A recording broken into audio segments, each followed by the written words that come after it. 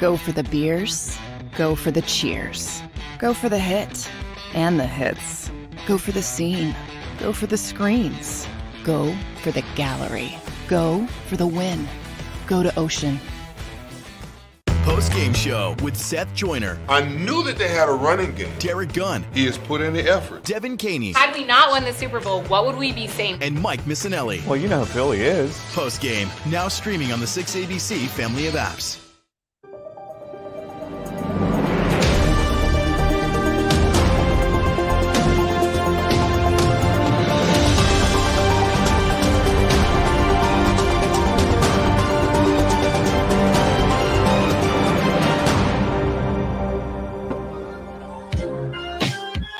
$51 and a half. I am consistent, man. I am the Cal Ripken of countdowns. Welcome in, everybody. Happy Super Bowl Friday. We are Sports Take. Derek Gunn, Rob Ellis, hopefully Barrett Brooks at some point. We don't know. Well, to be determined. Let me look into your eyes and let me determine what I see here in terms of whether there's a calm storm or if the volcanic anticipation is building up, because it will help me to determine. I have counseled so many in how to handle their emotions, and yet you have been my most difficult student yet. So I'm okay today. Nah, that's what you say on the surface. No, you're better than that. No. I'm not terrible. Huh? I'm not terrible. I'm teasing. Okay. I could go either way, Derek. I got to be honest with you. Okay. You're not listening. You see, I use this all the time. It's like the movie White Man Can't Jump. You know, you hear Jimmy, but you ain't listening to Jimmy. See, you're not listening to Jimmy. I have counseled many and succeeded. You got to listen to me. The emotion will get here Sunday. When you wake up Sunday, that's when it becomes a volcanic level. I'm trying. I mean, I'm not trying. Like, I swear to you, I wish I could handle things the way that you do. I can't. I'm trying. Hey, let me show you something. Yeah. Let me show you something. I thought you'd enjoy this. I dug into the archives, Gunner. Okay, for this one. I want you to see this coat. Oh man, that is sweet. Now, how old is that? This is from 1980. That's sweet. When I was a little tyke. Okay. I'll tell you, that eagle is pretty badass, isn't it? Yeah, it is. Wait, that was from when you were a kid? Yeah, from a little kid. It's a little kid jacket. I know it looks bigger. It's a sort of an optical illusion, but it's a jacket I had when I was a little kid. Dude, in all honesty, you should have that in one of those. Take it to a dry cleaner and have that baby and put it in one of those airtight plastic bags. It preserves the color and the material, because where do you keep it? I just have it. It's in a closet. I tell you, when my parents passed away, when I was clearing out their house before we sold it, I put it it's just in a closet. Like, my dad has a similar one, obviously in adult size. Don't do it. Yeah. So. Here's why. Because I've had jackets like that, and a lot of times, I don't know how they do it. Moth or silverfish get to them. Thanks, Fitness. You know, the moth or silverfish will get to them and eat away at the material. And you don't want that to happen, dude. That's something that you should be able to pass down to your grandkid. Yeah. My kids get a kick out of it. They look at it, they laugh. They're like, oh, seriously, dude, Dad's old jacket. Man. Take that to a dry cleaner and have them put it in an airtight plastic bag. It's warm. Look at that. I know, man. They don't make jackets like that anymore. No, they don't. They don't. That's sweet, man. I like that. Yeah, I thought you'd like that one. I pulled that one out for you. I was going through it's funny. I just I forgot I put it in there, and I'm trying. I was looking for something the other day. I'm like, all right, Gunner's going to enjoy this one, man. You should see this, though, and I don't know where he got it from, but years ago, Michael Barkan was at some function, and he got this jacket. It's like a Letterman's jacket, but it's like an old school Green Bay Packers jacket. Yeah, but the color on it is blue, not green. It's a blue. Yeah, I have it down in a closet, and I'm thinking, you know what? I need to put that away. The thing is, I'll never wear it. Yeah, but it's just nice to have. And my wife goes, "Why are you keeping it?" I said, "You don't understand. It's sports memorabilia. You don't get it. I agree. You don't get rid of stuff like that." No, I'm a pack rat, man. So I save everything. But what's up, everybody in the chat section? Hope everybody's doing good out there. Everybody streaming, everybody listening. This is it, man. Look at the people pouring in. All the people. And you know what, Rob? We were talking about this before. Yeah. We haven't even been on the air a full year. April 18th, we kicked off this show, and it's been a great run, great guest up to this point, and will continue to only get better. But our show has quickly become not just a Philadelphia show. it is not just a national show. We have people checking in from all, and we've identified them from Germany, from Sweden, Mexico, Australia, all over the world, man. People. So I love to do this at least once a month. Hey, everybody checking in. Let me know where you're checking in from, please. We just like to know. Yeah, we just like to know where you guys are watching us from and listening to us from, because we enjoy the love. We appreciate the love, and we appreciate the comments. Sometimes I get so distracted when they start debating amongst themselves and battling each other. It's funny, man. Yeah. So if you guys can let us know, appreciate you. Yeah, where are you checking in Look, from? There Atlanta, we go. GA. All right, ATL, baby. All right, let's get it going. So Delaware in the house, baby. All right, let's run it. Let's run it, baby. Here we go. We got Shantasia from Jersey. Okay, we got Sean, who's another Hawaii guy. Okay, just like Chris D. Chris D's moving. We know that. Tyrone is in the Gunner state, the D-Gun state. Yeah, baby. State of Delaware. Oh, by the way, it's not just Delaware. Hold up, dude. We are the first official state of this great nation. Just remember that. How about this? Missouri, Arkansas. I'm trying to get this. They're going fast and furious. Oh. Atlanta, Niners all day. Look at this. Ducks in South Philly. So Niners in Russia? Nah. No, come on now. He's lying. Yeah, come on now. We know where you're at, Chris D. We always know what Chris D is. Although Chris D's moving. I know, to Portugal. I can't wait until she checks in from Portugal. Do they have internet in Portugal? I'm just asking for a friend. Yes, they do. I'm just checking. Chris D will always be a part of the squad. Bloomington, Indiana, by way of Camden, baby. Yep. Evansville. We got. Man, this is awesome. I'm trying to keep up as much as I can. Yeah, Toledo, North Philly. What? We got Baltimore in the house. We got Bloomington, Indiana. Fitness Rebels in Exton, not that far from where we did our one of our remotes, which was cool. Guantanamo Bay. Oh, come on, man. Cool dude. Seriously? Guantanamo Bay, that's awesome. Yeah. Wow. Mr. Casey, right near my old hometown of Upper Darby, Pennsylvania, where I was born and bred. We got Cleveland, Ohio, all kinds of good stuff, man. We appreciate all you guys checking in. Traverse City, Michigan. Yeah, William. Okay. Utah. Yeah, cool. Utah's in the house. Very cool. Douglasville, Georgia. I know. Me, Miranda. I can't keep up, man. We got Utah. We got Super Dave. We got Paris is in Phoenix. Williams in Michigan. Man Bears in Wallingford. We got a little Delco in the house.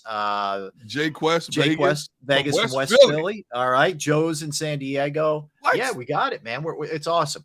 It's awesome. We appreciate all you guys. Yeah. Much love to everybody, man. Thank you. Keep it coming. Keep throughout the show. Just keep letting us know where you're checking in from, please. And tell everybody who's joining us late just to let us know where they're from. Miami Beach. Oh, Miami Beach. I know, man. I know. All right, so it wasn't a what you would call a great sports night last night, Gunner. I don't know about you, man. I ended up devoting a lot of time to the NFL honors shows. It was on the NFL Network, then I think it hopped over to like NBC or whatever. Yeah. So, watching that, and there were some really cool elements to it. Some of it was kind of cheese, but that's what do you expect? It is what it is. Yeah, man. But ultimately, we got all the awards came out last night. Yep. So let's start with this one. This is no surprise.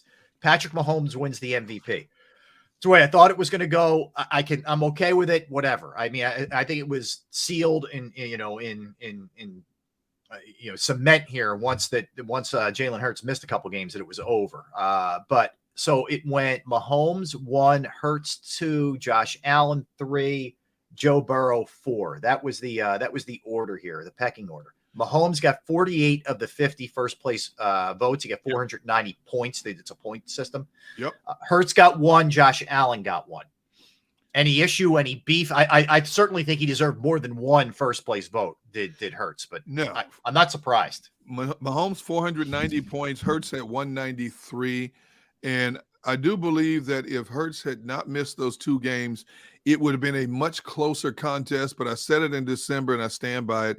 I just believe Mahomes was going to win this award based on not only just the numbers he put up, but the popularity. He is like the new. Let's see, the new Tom Brady, Aaron Rodgers. Yep. Those kind of guys that had their era when they were the popular picks. Mm-hmm. And I just thought Mahomes was going to get it no matter what. But, Hurts should have got a little bit more respect. I thought. Josh Allen 3rd, considering how he tailed off, kind of surprised me, though. Yeah. I thought Joe Burrow would have been 3rd. I did too. I really thought that your top three were going to be those guys. I thought it would go Mahomes, Hurts, and then Burrow, especially with the turnovers. I mean, the killer turnovers that Allen had this past year. Yeah. And Burrow I wouldn't say slow, but he really exploded over the last half of the season. Absolutely. So that's that. Look, I think it's going to be that order for a long time. You're talking about four really young players. Even Mahomes, who feels like he's been around a long time, is not old. These guys are all young.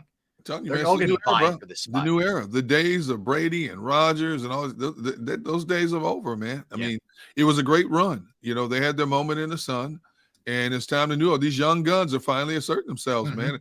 And especially in a league that is as pass happy as it is now, it's understandable. I get it. We think about it. There was a time when we were talking about the Joe Montanas and the Roger Staubachs, and all those Terry Bradshaws and then it became the late 90s and into the early 2000s. And now, as we sit here today, whole new wave of dudes we got to talk about. Say what you want to say about Mahomes, but I don't know if it was you or Barrett. I believe it was a collaboration of the two. Mentioned it yesterday. Mahomes is that kind of quarterback that you just can't hate. Right. 100%. People hated Brady for whatever reason, hated Rodgers for whatever reason. You just don't hate Mahomes. He's too likable. He's too dang likable. I love his commercials. Is especially with Andy Reid. What can you hate about the dude? No, he's not a hateable guy. Boy. Yeah, I'm sorry. You're looking for something if you're going to hate on Patrick Mahomes. People want to point to his brother's a knucklehead or whatever. Who cares? I like the guy. I personally like the guy. I have no issue with the guy. I think he handles himself well. I think he's at every turn. He's very appreciative. He's a team guy. I have zero issue. Yes. With the dude's 27 years old. He's won two MVPs. Yeah. He's won a Super Bowl. He's about to play in his third Super Bowl at the tender age. How many great quarterbacks in this game never got to a Super Bowl? Mm-hmm. And this dude's about to play in his third at the age of 27. Yeah, he's remarkable. And it's a perfect marriage with him and Reed. It just flat out. I mean, there's just no other way to put it. Those two couldn't have been better for one another. It's just everything worked out really well. And credit to the Chiefs for trading up and getting him too, and seeing what he was. So anyway, I thought Jalen, it would have been justified if he got some more first place votes, but I'm not surprised he finished second. And there's nothing to be ashamed of finishing second to Patrick Mahomes. That's for sure. And had he stayed healthy the whole year, it would have been really interesting. It would. So Justin Jefferson, again, I have a hard time really getting worked up about this one. Justin Jefferson gets the offensive player of the year. Could you make a case for Jalen Hurts? Yeah, but let's face it, Derek, the MVP is sort of like the quarterback award. Exactly. And then you want to break it off and give it, these other guys their touch. Justin Jefferson has been nothing short of spectacular. He's on pace to set every receiver mark in the history of the game through his first 3 seasons. The guy is flat out awesome. The thing I liked about him most was I remember back in August when he came out and said, my goal is to be the best receiver in the league this year. And doggone it if he didn't do it. He went out and did it by a landslide. Now, obviously, the quarterback's got to get you the ball for you to back up that claim. And, man, did Cousins get him the ball this year. The Eagles did as well a job on Justin Jefferson as you can possibly do, on a quarterback, on a wide receiver. I take nothing away from that dude, man. He's a phenomenal talent. Anybody hating on him is hating on him because he's not on your team. Plain and simple. Yep. It's the only reason you can hate the dude because he goes out and he backs it up, man. He does. When you catch that many passes, what did he have? 128 catches, 1,800 plus yards. Yeah, the yards. Yeah. I mean, seriously, what else do you expect of this dude? 128 catches in a season? He's a production machine. That's what he is. He's a production machine. I don't know how else to put it. There's no defense can handle him. If all you're hoping to do is not let him crush you. That's really all you're aiming to do with that guy. He's that good. And exactly. He's another one. I think he just goes about. He's a fun guy. I saw him last night. He was doing the gritty much better than I did it. Having a little fun on the red carpet and and whatnot. So, dude, here's the thing about, and I'm looking at here's what's the most impressive about what he did this year. Okay, there was 1, 2, 3, 4, 5, 6 games where he was held to under 100 yards. Do you know that against teams like Detroit, he had 3 catches for 14 yards? Right. Against the Eagles, the week before, 6 catches, 48 yards. So in back-to-back weeks, he had total of 9 catches only for 62 yards. Okay. His first 1, 2, 3 games, he was single digits in catches. Okay. And think about what he was able to do in those other games just to get the numbers as high as they are. You're right. It's unbelievable what he was able to accomplish. Right. And look, this one also falls in the category, no surprise. Nick Bosa gets the defensive player of the year. The issue I have isn't so much Nick getting it. It's just the lack of recognition for the year generally that Hassan Reddick had. That's that one vote. That's the joke. Like again, I didn't expect him to win it. This is not woe is the Eagles and all that. I'm not saying that. But recognize what he did, not only with the sacks, with the forced fumbles, fumble recoveries. This guy was everything and then some. You would have hoped he would be. The most incredible stat is he did it 3 consecutive years with 3 different teams, double-digit sacks. He deserved much better recognition. You're right. We knew in December that Bosa was going to win this Defensive Player of the Year award. We knew then. But the fact that Hassan Reddick, who really cranked up his play the second half of the season, gets that little recognition and respect. What team does he play for? Right. In what city? Yep. That's all you got to say. Yeah, I hear you. All right. So beyond that, this is what a coup for Joe Douglas, man. So he gets the defensive rookie of the year and the offensive rookie of the year. Sauce Gardner, and Garrett Wilson. Incredible. And they had Breece Hall, Gunner, who, if he doesn't get hurt, he's probably battling Garrett Wilson, or might get the offensive player, rookie of the year. No question had he not about gotten hurt. Yeah. Look at Garrett Wilson's numbers: 1,103 yards receiving. How many different quarterbacks did he play with this year? Yeah, you think about it. You went Zach Wilson, Flacco, Mike White. Am I missing 3 guys at least? There's probably somebody else mixed in there. And he still had over 1,100 yards receiving. That's a bad young man. Yeah, Joe Douglas, when he came here to Philadelphia, what was his claim to fame in Baltimore? He tutored under Ozzie Newsome, who was one of the best in the business in terms of identifying talent. You look at how Ozzie built that Baltimore team down there for years. And obviously Joe learned his lesson well, did a tremendous job when he was here helping out for the brief time he was here helping out Howie. And now he's really putting his signature on this team with the Jets. They're going to be a good young team for a long time to come, man. All they got to do is find that right quarterback, and there's several veteran quarterbacks out there. I just saw a report yesterday that supposedly New Orleans and the Raiders are basically down to an agreement in principle to get Derek Carr to New Orleans. I think you put Derek Carr in New Orleans, they're automatically the favorite to win that NFC South. I agree. Plain and simple. Yeah, I mean, it's probably the weakest division in football. So it's there for the taking, for sure. Beyond that, you got comeback player of the year, Geno Smith. I'm fine with that. Brian Dable gets coach of the year. That was another one that no surprise. No, considering the talent level that he took over. I buy it. I'm okay with either. I know some people are looking at it like Geno wasn't coming back from an injury, but this guy was cast off and written off and cooked. I mean, we talked about it in the pre-show meeting. You remember the great line that he had from earlier in the year. What was it? Dude, that was funny. Earlier in the year when he had a good game, he said, "They wrote me off, but I didn't write back."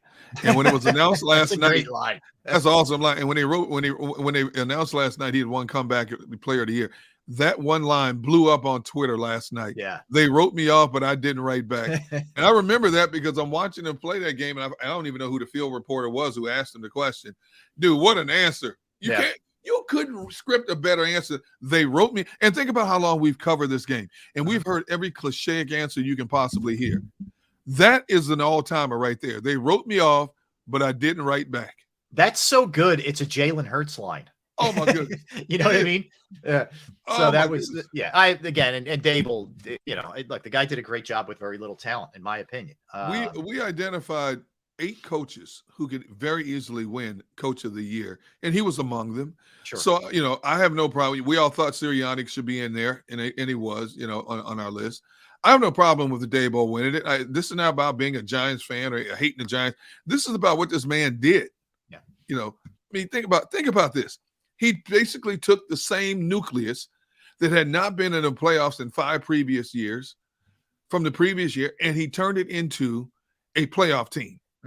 Now he's going to start, as the offseason approaches, the draft, he's going to start getting, him and Wink Martindale, who basically was told by the coach, "Hey, thanks, but no thanks." Yeah. They're going to start getting their kind of players on both sides of the ball. Yeah.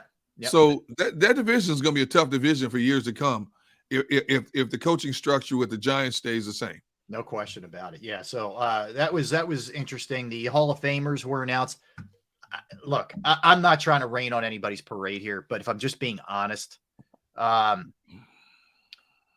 really of the guys who were recently, retired and newly eligible, let's see, there was 5 that got in, not including the old school guys who we'll get to in a minute. Right. To me, 2 of the guys deserve to get in. Like, I agree. Yep. Revis without question, and Joe Thomas without question. But Rondé Barber, DeMarcus Ware, and Zach Thomas, to me, fall into the really, really good, bordering great, but not great category.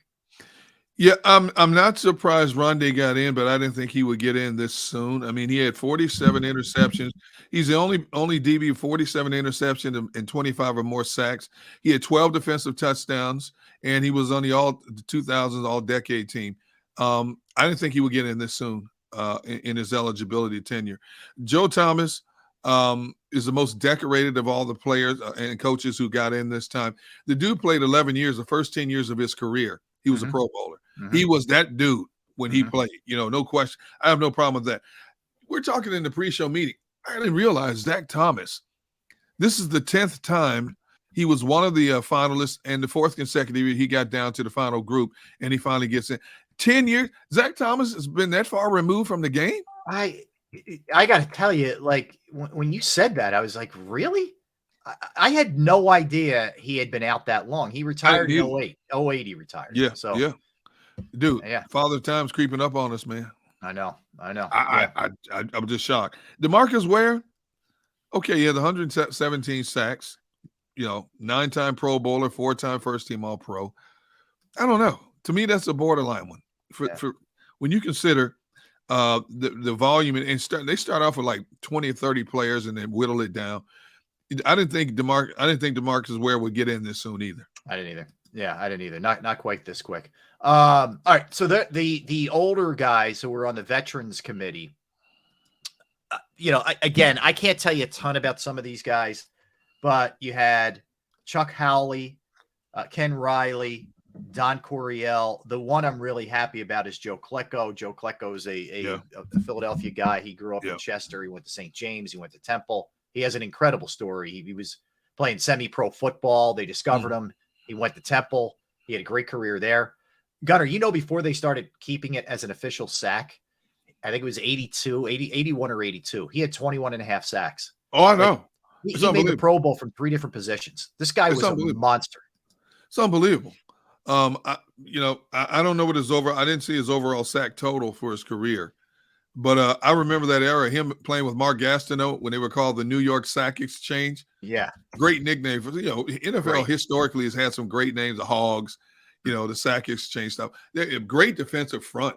I think the other was Abdul Salam was on that defensive line also. Yeah. Man, they had some serious players on that defense. He had 78 sacks in 11 years. Okay. That's mostly from interior. That's defensive tackle, nose guard, a little bit of end. He played end too. But like the last, let's see. From 83, the last 6 years of his career, he's playing in the interior. So that's only 3 years at defensive end. That's a lot of sacks, man. That's a lot of. Yeah. Now what? Don Coryell also gets in. Yeah, you covered him in San Diego. I covered him for 2 years when I was out in California when it was called Air Coryell. Mm-hmm. Let me tell you something, Rob. You sit in the press box and you watch this. You had Dan Fouts under center. You look one way, you had Wes Welker. You look another way, you had John Jefferson. Mm-hmm. And you look to your immediate right or left, and you had Kellen Winslow. Incredible. Dude, they were lighting it up. They were lighting up the sky left and right. The thing is, could never get to a Super Bowl. He took them to the playoffs 6 times, but, his coaching career could never get to a Super Bowl, though, But that dude, you talking about pass app, he was way ahead of his time in terms of the pass game. They were just fun to watch. I don't know how else to put it. They were just, it was for me as a kid living on the East Coast, when their games would come on at 4:00, it was like, let's just sit back and watch and be entertained, man. That's what it was. Dude, that was fun. That was one of the more fun times in my career, watching that offense light it up. And then when I went to Milwaukee and John Jefferson, I forgot about, Jefferson went to the Packers when I was there. Right. He was there with oh my goodness, James Lofton. James Lofton. Yeah. Yeah. So Yeah. and then the tight end there was Paul Kaufman at the time. So yeah, man, I was just watching them dudes playing. John Jefferson was one of the most acrobatic, wide receivers in the game of his era. We get wowed by the Odell Beckham Juniors. John Jefferson was that dude before Odell Beckham Jr. It's just that the games that we see now nationally, the West Coast games weren't as national back then as they are now. Mm-hmm. So a lot of people didn't get to watch John Jefferson a lot, but that dude was like a rubber band man. The way he'd go up and get passes, twist his body, dive and stuff like that. Great receiver. Yeah, no question. All right, so here's what we have coming up today. We got a big one. We're going to be joined when we come back from Mark McMillan. Mark McMillan played for both the Eagles and the Chiefs. All right, now he's taking a run at Gunner with his culinary ability on the grill. So we will talk to him about that. He passed. All right. Well, we'll talk to him about that. Which team he's rooting for, who he thinks wins the game. He played defensive back for both of those teams. So we'll talk to Mark McMillan. Zach Berman from The Athletic is going to join us in the 2:00 hour. We'll talk to Z Berm. We'll have Dan Koob from Sport Trade. We'll get the latest on the trends, what's happening.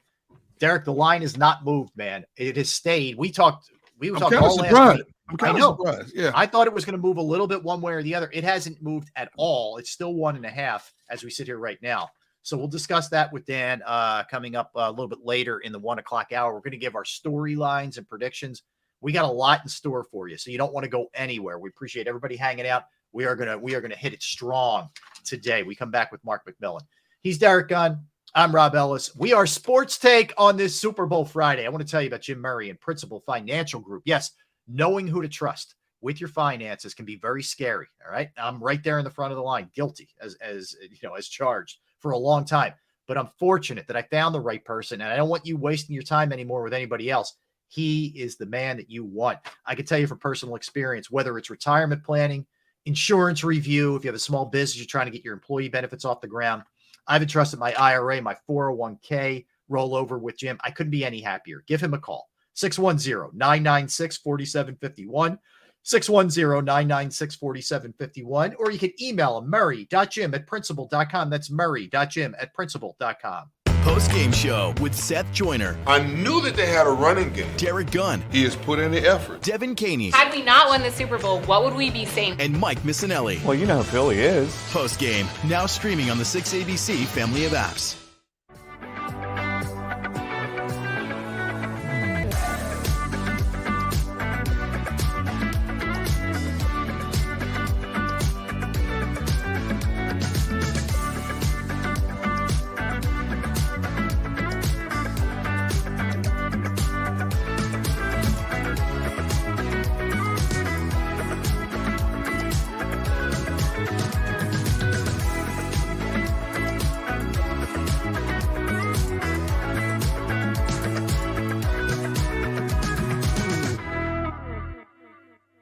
Why do millions of people every year from around the world visit Philly's Rocky statue?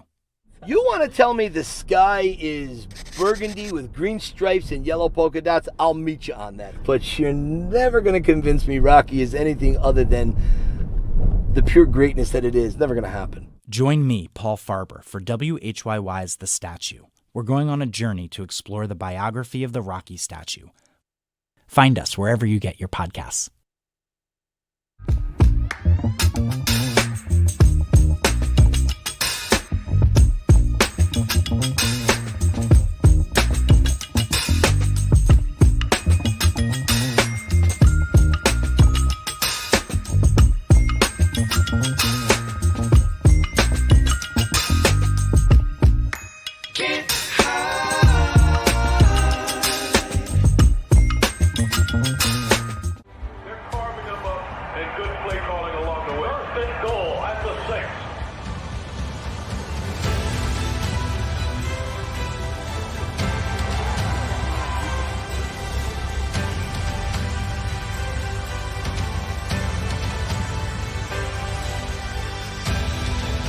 Field of life, First Trust Bank is there for you. Champions on 3. 1, 2, 3. Because Philadelphia dreams deserve a Philadelphia bank.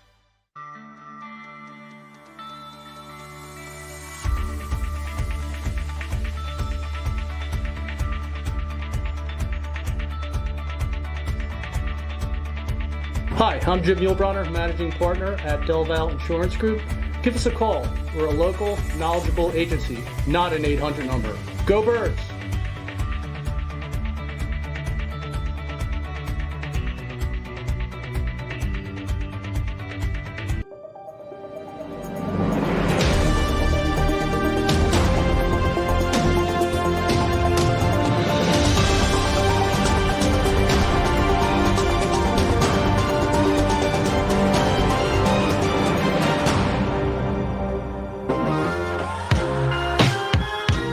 We are back. It is Super Bowl Friday, baby. Sports Take, JAKIB Sports YouTube Network.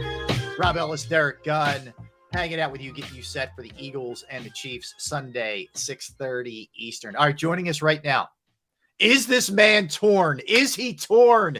He played for the Eagles. Well, is he in black? We don't know. Man in black? We're going to get him back up, Xander. Let's see if we can fix that. All right, I think we got him. Do we have him? No, we had him. We lost him. We had him. There he is. I don't know. Kind of.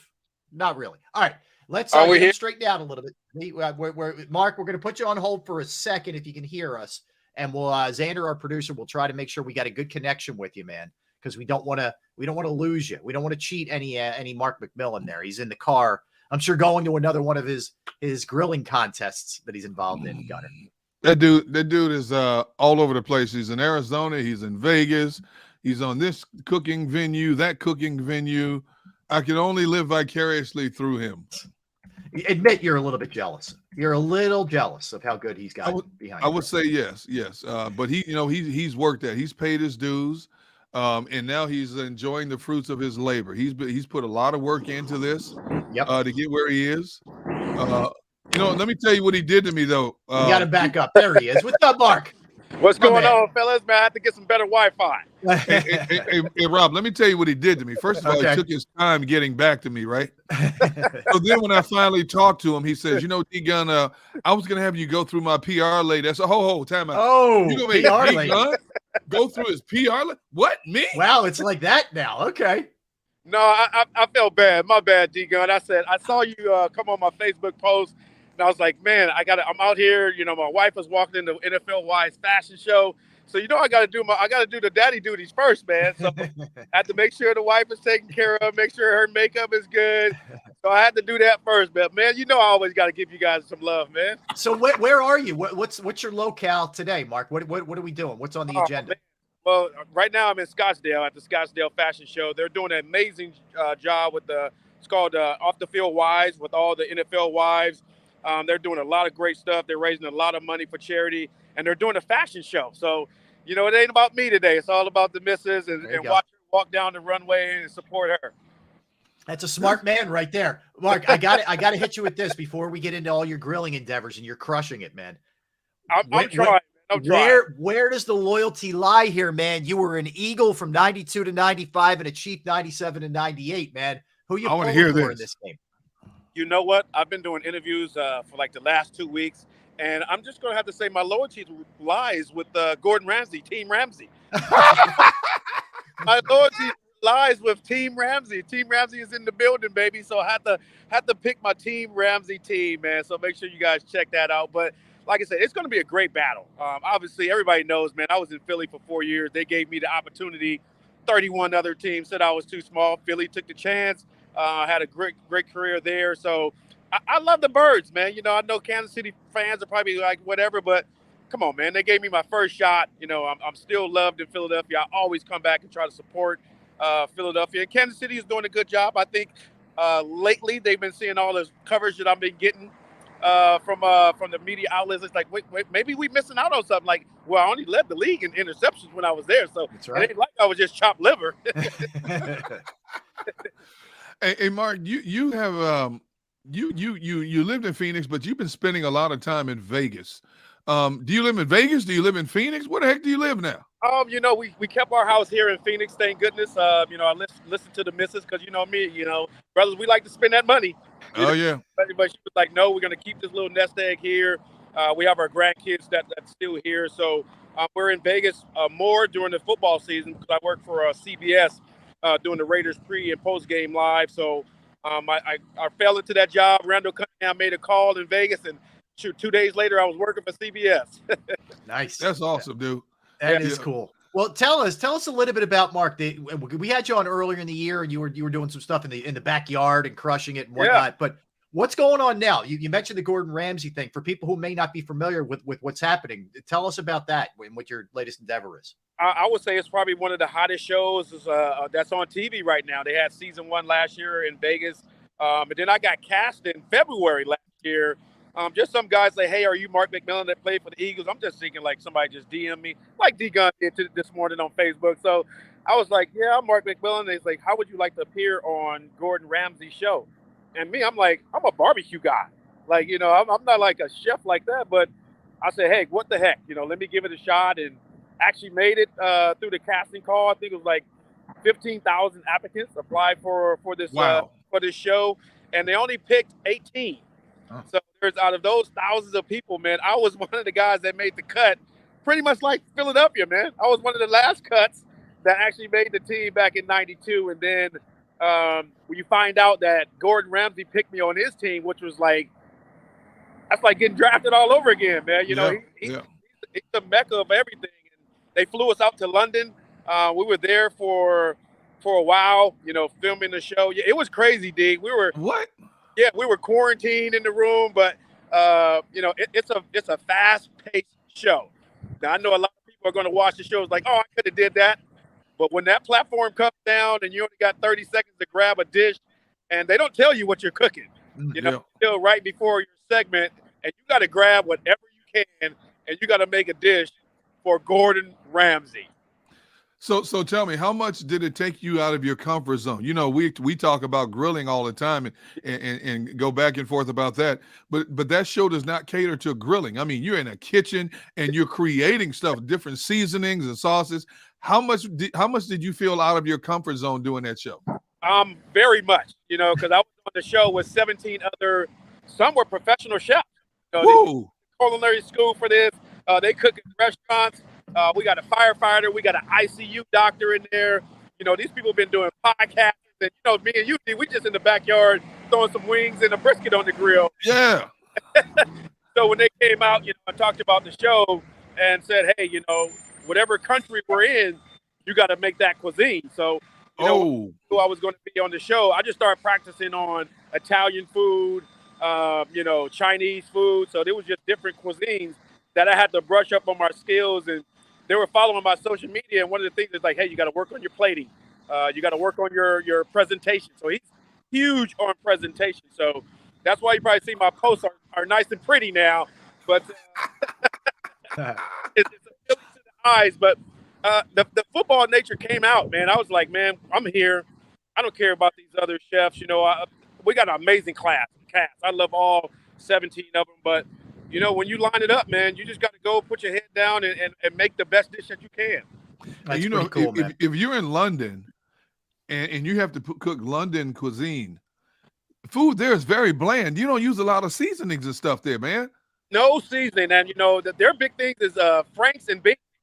Like weenies and beans and bread. And that was one of the things, you'll see on the show. Gordon is huge on salt.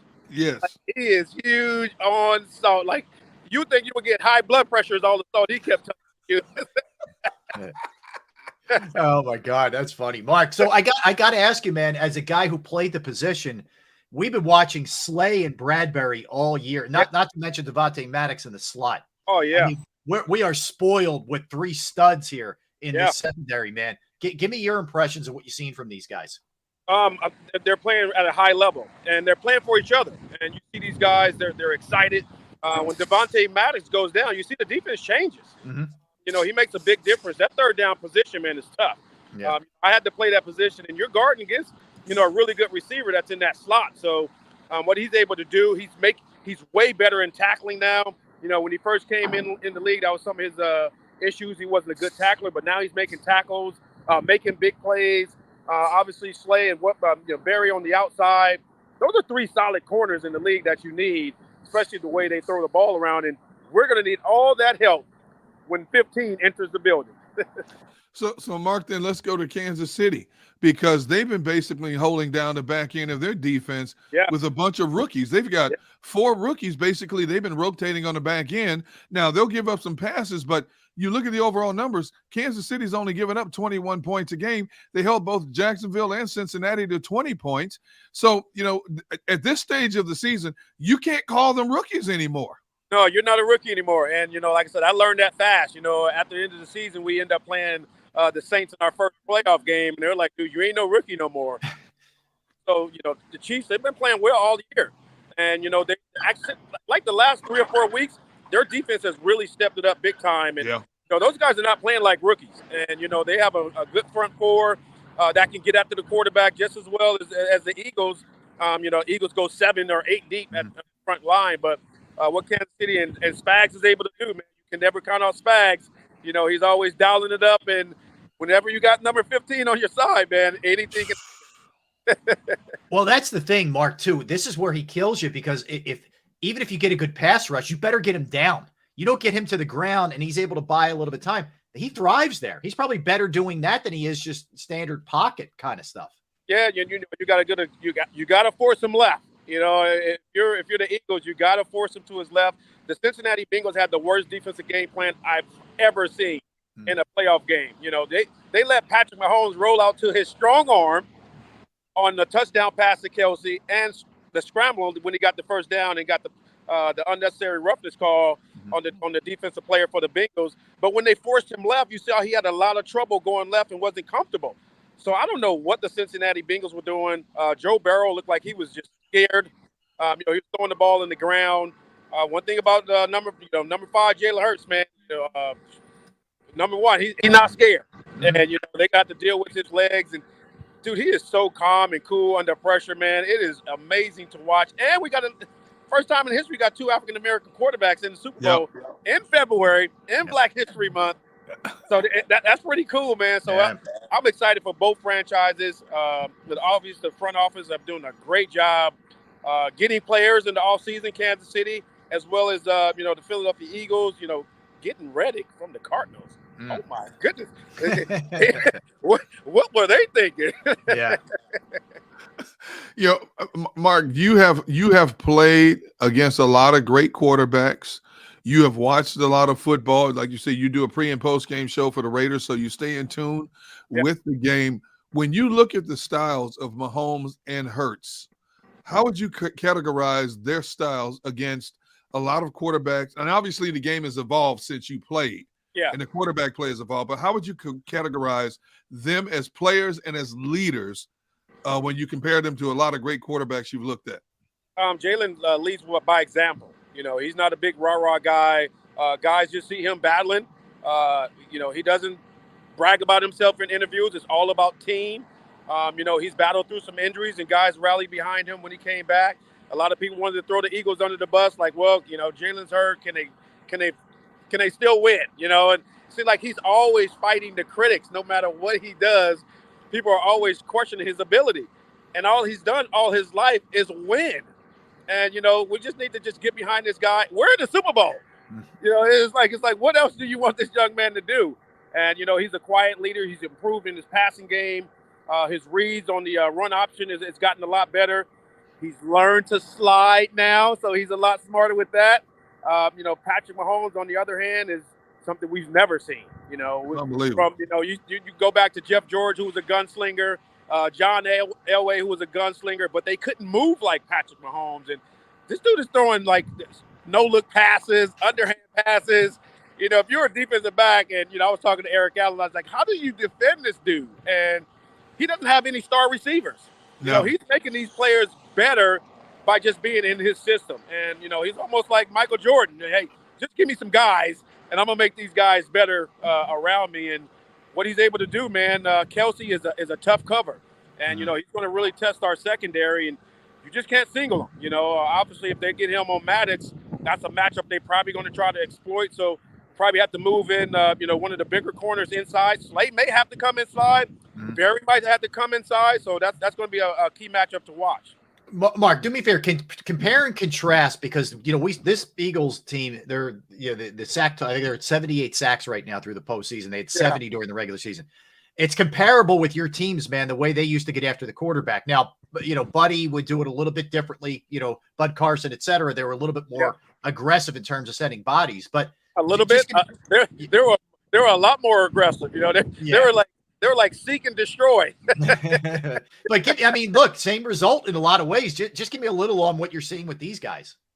These guys are getting after it. And, that's something that we didn't see really last year. We were like, man, they need some help on the D-line. Obviously, Graham goes down with the Achilles. Fletcher steps up. So these guys are just playing at a high level right now. And you add a Dominic Sue, who doesn't get a lot of highlights or headlines, but he's real good stopping the run and forcing those guys to double team him inside. And he still has that dog in him. He's still physical. And, seeing these guys get after it, the secondary is feasting off that. So they're playing as a great unit all around. And it's good to see in Philadelphia because we pride ourselves on defense. Mark, since you have ties with both organizations, have you been invited to a lot of different venues and stuff since you've been there, to get access that the common folk like Rob and I don't get? I got a little juice, man. So, a lot of people want to get my opinion, but I've been getting more love with the Next Level Chef deal than I have been getting on the football tip. This show is like really huge. And I've been seeing Gordon doing the world tour, doing all the interviews and talk. It's going to be a shocker, man. That first series, when you guys watch it, it's going to be pretty interesting. But this city, man, is red and green down the middle, I would say. Obviously everybody knows the Eagles travel really well. Kansas City travels really well. And this ain't new for the Chiefs. They've been in this position for a while, and it's good to see. They're going to be relaxed. We'll see how this thing plays out. But, man, you couldn't pick two better fan bases to go at it, and two of the best quarterbacks in the league. And congratulations to Patrick Mahomes for winning the MVP. I think Jalen, with missing those last couple of games, probably hurt him a little bit. But Jalen is playing at an MVP level, and what he's able to do with his weapons. Devontae is doing really well. Miles is having a really good year, and the sleeper is Boston Scott. Yeah. B. Scott is running hard, man, and in the red zone, he can catch the ball out of the backfield, and when he gets in the red zone, dude, he's trying to score. Mark, you're a Bama guy. Were you getting reports on what Jalen Hurts was like? I mean, we hear this from the second the guy showed up on campus, what a leader he was, the weight room. We've seen all that kind of, that stuff, the 600 pounds and all that craziness. Yeah. Were you hearing about him a long time ago? Back in high school, some guys that was back in Georgia, they were like, man, you got to watch out for this kid, Hurts. And then once he committed to Alabama, it's like, man, you guys got a tough-nosed kid that's grounded. It's coached up by his dad. He's not a me guy. He's not a rah-rah guy. You see, he wins the national title in Alabama. He makes a couple bad throws in the title game. They pull him for Tua. Tua goes in and throws a touchdown game winner to Devontae Adams, who was a true freshman at the time. Jalen goes to Oklahoma, doesn't complain, sets all kind of records under Lincoln Riley's offense in Oklahoma.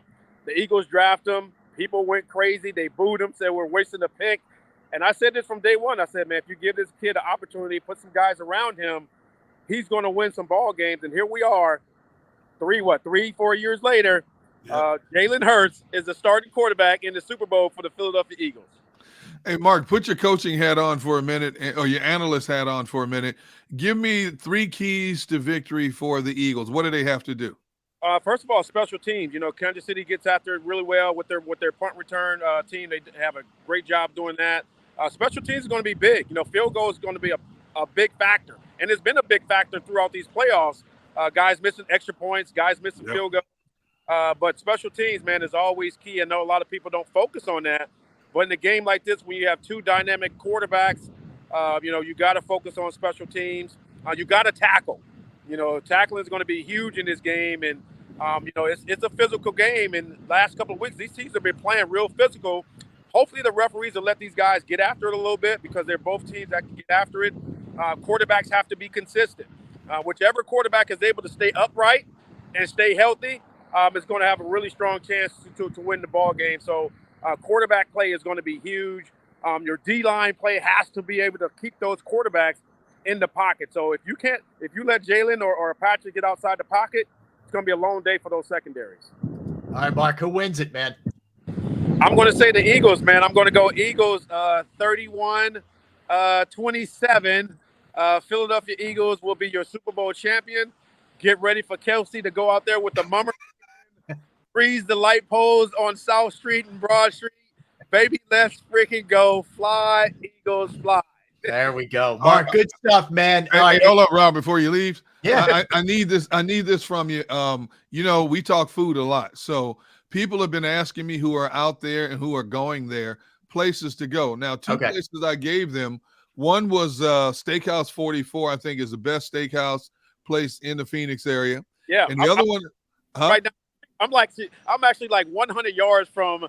I know. send me a steak, man. I'm hungry. And the other one is Little Miss Barbecue. Oh man, Little Miss Barbecue, man, they do a fantastic job. You got to get there early, or you got to know somebody. They're gonna. I know the guy that I know, Mr. Barbecue. So whenever you're in town, I'll make sure you get to the front of the line. But Little Miss Barbecue is amazing. And they say that people are wrapped around and start lining up at like 6 a.m. and sometimes they close at like 1 o'clock or 2 because they run out of stuff. Oh my God. You got to get there early. If you're there at 1:05, it's too late. So where's some of your other favorite like Mexican restaurants, Italian, seafood places? A Mexican restaurant is called Casablanca. It's out there in Gilbert, in Chandler, Arizona, which is really good. Barrio Queen. Downtown Gilbert is another nice little Mexican spot. I'm not really too big on Italian restaurants, but ever since been on the show, I've been creating my own Italian dishes. There you go.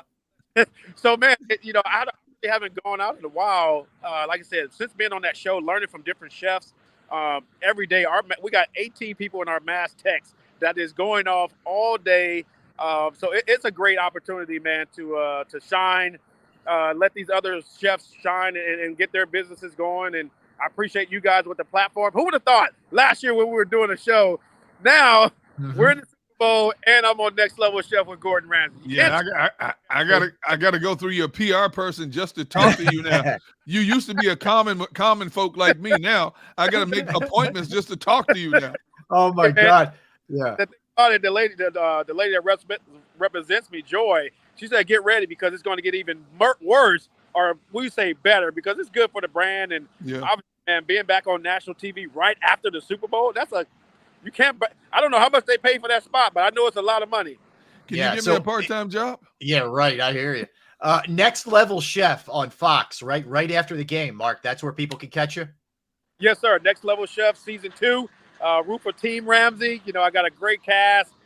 Cassie, Tucker, Michelle, and my guy Vinny, who's a firefighter up in the Boston area. So Chef Blaze is the other one. Chef Arrington is the other team as well. But we got some amazing people. Hey, it's my man Gort Barbecue is in Philly. He's a huge Eagle fan as well. He has some really good barbecue in Philly. So I'll make sure to turn him on to you guys as well. Awesome, man. Awesome. Mark, appreciate you jumping on, man. Good luck and keep up the good work. Hopefully we'll talk to you soon, man. Take care. Oh, I appreciate you guys, man. All right, Mark. Enjoy take your care. weekend. That's Mark McMillan. Had a phenomenal career. Yeah, so he'll be on Next Level Chef on Fox right after the game. Derek is where you can catch him, man. He's come a long way with the grilling and the chef work. He was here in Philadelphia from 92 to 95. Actually crossed over with Barrett for a year. Yep. And then played in Kansas City for a couple of years, San Francisco, Washington, but he was a 10th round pick. That's how times have changed, right? 10th round pick, man. I love his story, and he tells his story so frequently as inspiration to other people on Facebook about everybody told him he can't do this and he can't do that, being 5'8". He wasn't NFL material, and all he did was parlay that into a lengthy career. He's such a strong man of faith, family, and food. He's the nicest guy you ever wanted to meet. Anybody can walk up to him and talk to him. He's just a great dude, man. And to see the success he's having now in life after football, people just think it just popped it. No, he's been putting in years and years of work. Yeah. Just going from just being a guy who's just so passionate about barbecuing, and he has all these different kind of grills like I do. Now he's elevated to a point companies are giving him free gas grills, free different types of pellet grills. Then he becomes, I guess now he's on a show with Gordon Ramsay. Are you kidding me? What's next for this dude? His own national cooking show? Gee. Yeah, very cool, man. Very cool. And yeah, you can tell he's a little torn, but he'd rather see the Eagles win. Let's be real. He would rather see the Eagles win. I believe he would. I think he has more ties with Philadelphia than he does Kansas City. Gave him his first shot, I mean, that's a big deal. He comes back here a lot too, and he does a lot of charity cook-offs and stuff like that. He does. At least 3 or 4 times a year. So I would say his loyalty leans a little bit more towards Philadelphia. No doubt. Class act, man. That's for sure. All right, let's step aside. We'll come back. Guess what? The Niners are still chirping, Derek. Shockingly. They're still chirping. Yeah.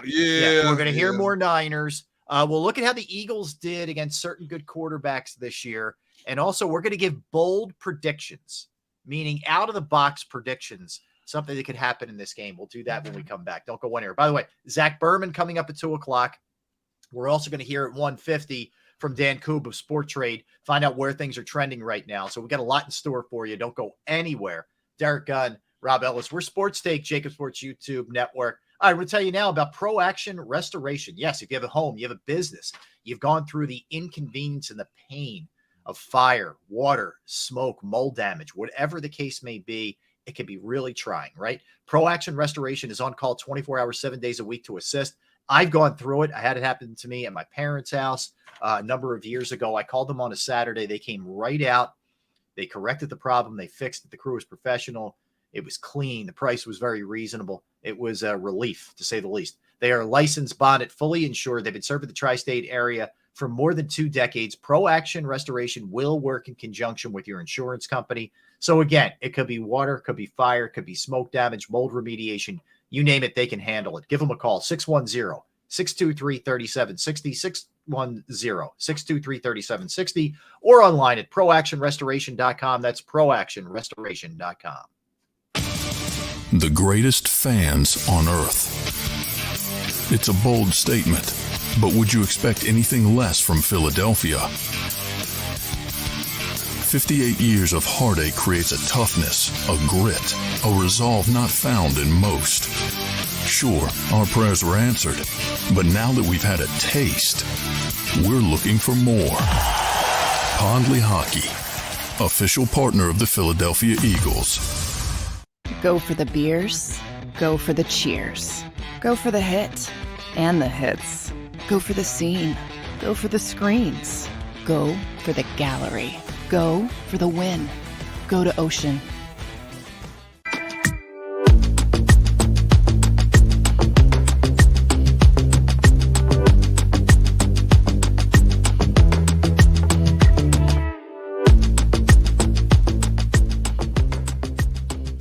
We all know that taxes are just part of life. It's true during our working years, but also in retirement. But what you might not know is up to 85% of your Social Security benefits might be taxed. Our team at Thrive Financial has helped retire thousands of people across the Delaware Valley by asking questions they never knew they needed to ask, including how their Social Security benefits might be taxed. It's time to be proactive on taxes. Get your Thrive Retirement Tax Playbook today. Jeff D'Ambrosio doesn't need a special event to appreciate his customers. Jeff shows his appreciation to them every day of the year. Jeff makes sure to stock more new inventory than anyone and guarantees prices and payments that nobody can beat. There are so many reasons that thousands of customers know Jeff is the easy, friendly place to do business. More for their trades. No judgment zone for credit issues. The best, most reliable service department in the country. That's why I like Jeff, and I know you will too. Jeff will satisfy you every day. Jeff D'Ambrosio, Destination Downingtown, Owner Appreciation Event. Post-game show with Seth Joyner. I knew that they had a running game. Derek Gunn. He has put in the effort. Devin Caney. Had we not won the Super Bowl, what would we be saying? And Mike Missinelli. Well, you know who Philly is. Post-game, now streaming on the 6ABC family of apps. Why do millions of people every year from around the world visit Philly's Rocky statue? You want to tell me the sky is burgundy with green stripes and yellow polka dots? I'll meet you on that. But you're never going to convince me Rocky is anything other than the pure greatness that it is. Never going to happen. Join me, Paul Farber, for WHYY's The Statue. We're going on a journey to explore the biography of the Rocky statue. Find us wherever you get your podcasts.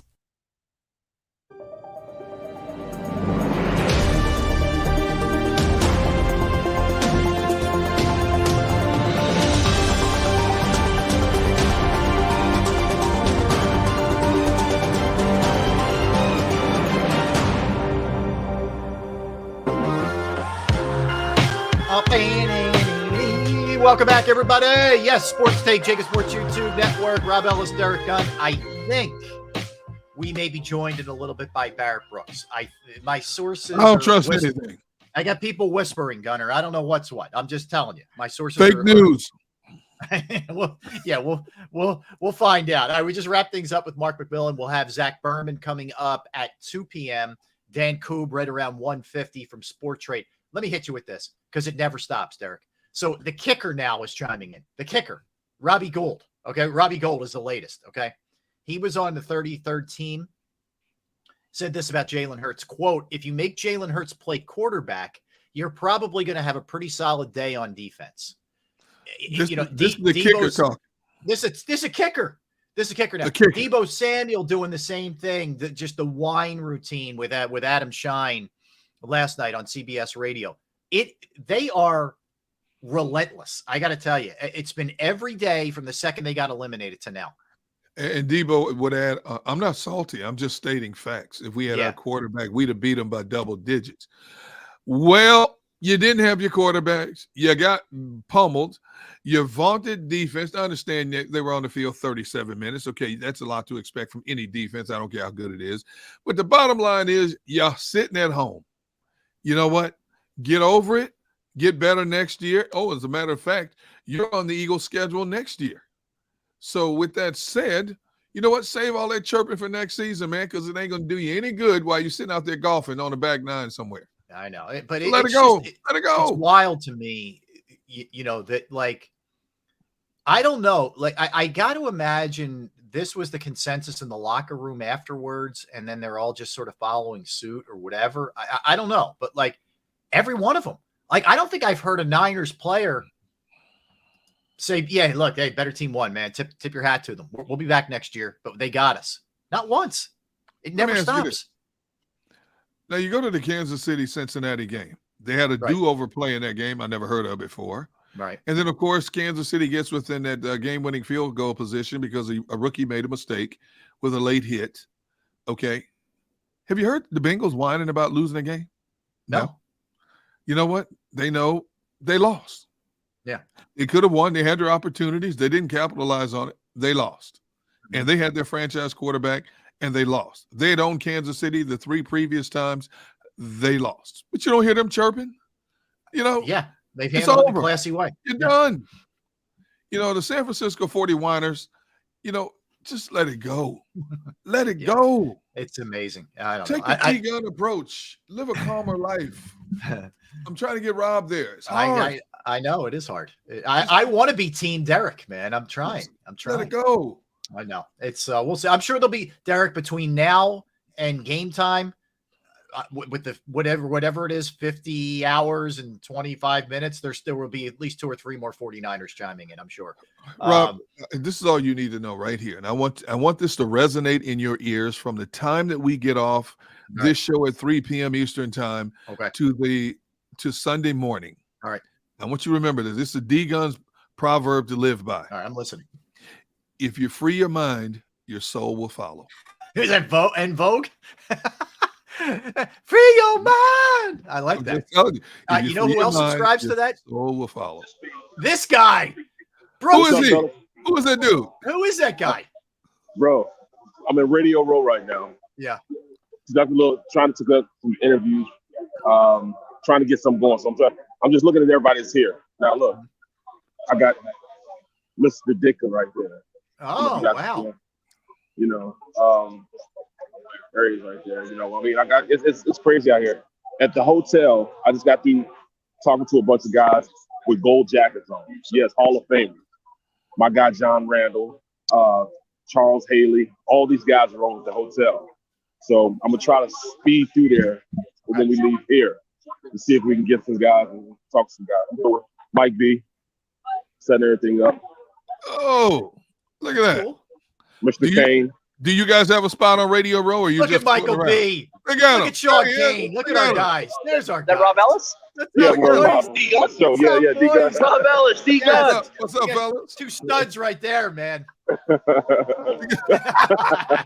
Is Michael asking for help? Is he in dire straits? Is that Yes, he is. right? You know he is. You know he Oh is. my No. God, man! So you enjoyed yourself? What's going on? What did we get? White Castle? Did we get out yesterday? What happened? What did we do? You know I got the White Castle, and getting White Castle when I leave here to go to the stadium where the sets are. I got to get it then also. He bought a 10-pack, Rob. He bought a 10-pack for how much, Robert? How much was it? It was like $9 or something like that. You should have got $9. Should have got $8 back. You should have got $8 back. They should have paid you. Yeah. And I got a great Fanta with it, and fries. Okay. So it was pretty good. It was pretty good. That's good, man. And man, don't prop dust anybody. Barrett, not to name drop, but I was talking to Rich Gannon earlier, and he said he thinks the Eagles are going to win the game, by the way. Let me be clear. But he said, he said he was surprised at how many people he spoke with not only think the Eagles win, but think the Eagles roll. What are you hearing from the people that you're talking to about this game out there in Phoenix? Well, you know what? I'm going to tell you the truth.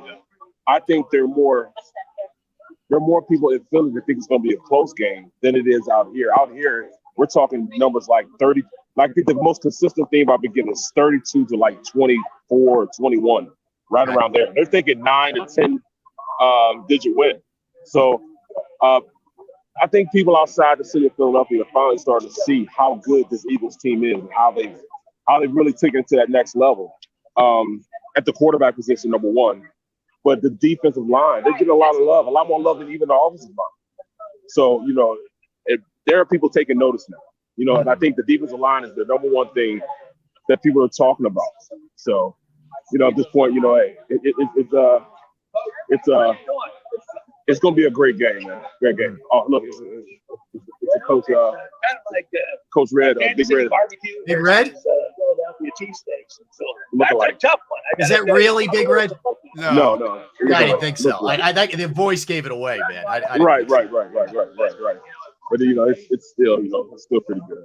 That's good, man. That's good. So, and any star sightings out there, and any other than some of the guys you said you were talking to, some of the Hall of Famers, guys with the gold jackets? Yeah. So, you know, I saw a lot of them. You know, you name it. All of them are there. All of them there. Brian Urlacher. You know, I mean, it kind of scared me a little bit because there's Hall of Famers in there that I played against, you know what I mean, and played with. Alan Faneca, played against Charles Haley, John Randall. I mean, so many guys that I had battles with are there, you know, so it's kind of crazy, you know what I mean? It's kind of crazy. That's great. Garrett's about to walk by. Miles Garrett. There you go. So what is your job description today? How many different things do you have to do today? I have 2 shows that I got to tape today. Well, shoot live today. I got a couple of interviews, and then I got to go to Seth Jonas' party tonight. Oh, you have to go. Seth's throwing a gig, huh? It's a must. I have to be there. Jaws' cigar party it's probably around 1,500 people in that party. Yeah. Oh, yeah, that's huge. I'm hearing that one was like off the chain. I hear Jaws' party was wild, man. Well, we had a part like maybe a quarter of a mile away to get there, walk there, and as we're walking there, we could smell the cigar. You could almost see the smoke coming off the building. You know, it's just packed in there. Absolutely packed. So where's Seth holding his party tonight? I don't know where it is. I know it's in Scottsdale, but I don't know where it is. Okay. I went to a Philly bar there last.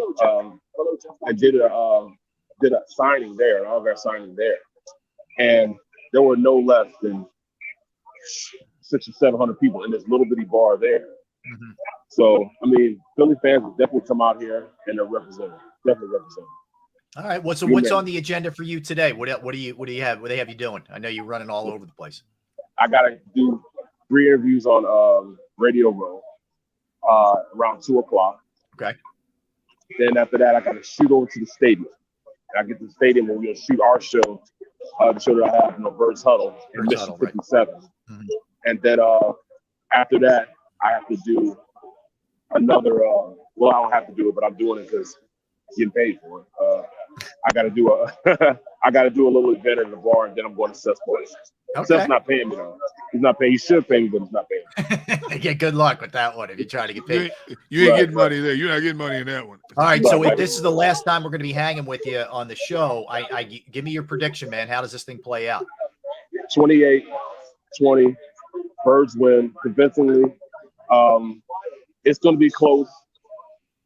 Midway through the game, like we get going to halftime, they might, the Chiefs might be ahead by maybe 3 points. They're going into the second half. That offensive line, the defensive line take over, really control the game. It'll be over after the halfway through the fourth quarter. It'll be over. We'll be celebrating. Convincing victory. So we have talked about so many different scenarios, down and distances and matchups all week long about this game. Tell me something that you were thinking on Monday where your mind may have changed as of Friday.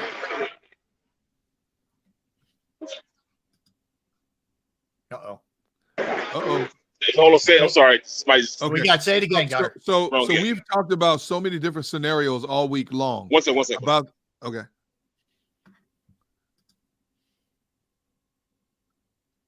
Uh-oh. All right. We lost him. Yeah, see, I knew sometimes when you're in there with all of the technology and all that, it can be sketchy. That's why I wanted to make sure I got a prediction out of him. Knowing Barrett, he'll try and pop back on. I know that, and we'll try and get back up with us. Here he comes. Sorry about that, gentlemen. Okay, all right. So what I said was, we have been talking about so many different scenarios, matchups, downs, and distances all week long. Tell me something that you were thinking one way Monday that you may have changed your mind on as of today. That Big Red's going to come out and try to throw the ball as his major way of moving the ball against his Eagles team. And I think he's going to try to convert to running the ball more consistently. And really, he feels as though, I think he's going to feel as though that's the way to win this game. Keep the ball on the ground. Time possession is going to be key for him. I think he wants to win the time possession. He thinks that if he can keep that offense off the field, he can beat us. So I really think he's Big Red. And I know it sounds like an oxymoron, but Big Red, the running attack, Edwards-Helaire coming back, McKinnon, those guys. I think he's going to try to run the rock. Why would he bring back that running back when those two have been doing quite fine? Yeah, so well that's said. what I'm thinking. Well said. Okay. All right, B. We appreciate you squeezing us in, man. I know it's crazy for you. But go ahead, Gunner. Yeah, hold up. All right. So I promise you, first of all, I know you're in love with White Castle. You like the poor man's eater when you go on road trips. Okay. So we just had Mark McMillan on, and Mark McMillan confirmed it for me. You got to go to Steakhouse 44 if you get a chance. And you need to go to this place called Little Miss Barbecue. Now, the thing is, Little Miss Barbecue, you know how you love your barbecue like me. You got to get there. You got to get there early. I mean, these people started lining up at 6, 7 a.m. I mean, around the block, to the point where they sell out so quickly. Sometimes they shut the doors at 1 o'clock or 2 o'clock because they sell out stuff. Now, if you want to get to the front of the line, call Mark. Just told us, call Mark. He knows the dude that runs it. He can get you to the front of the line.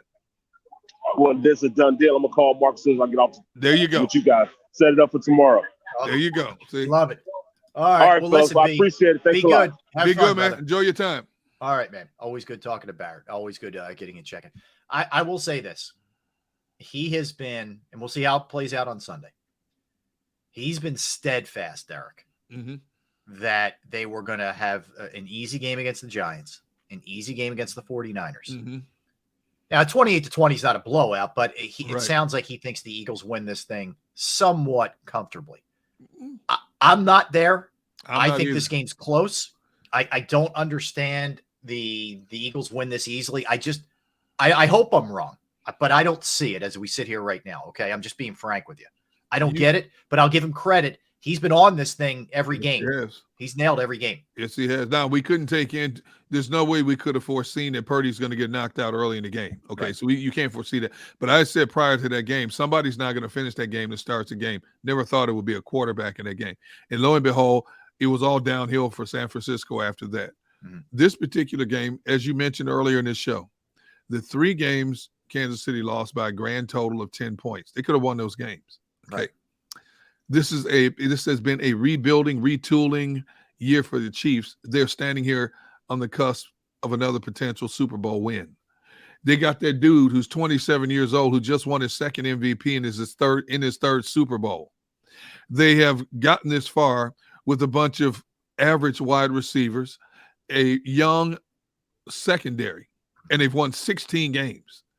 And their schedule was not an easy schedule by any stretch of the imagination. No. Okay.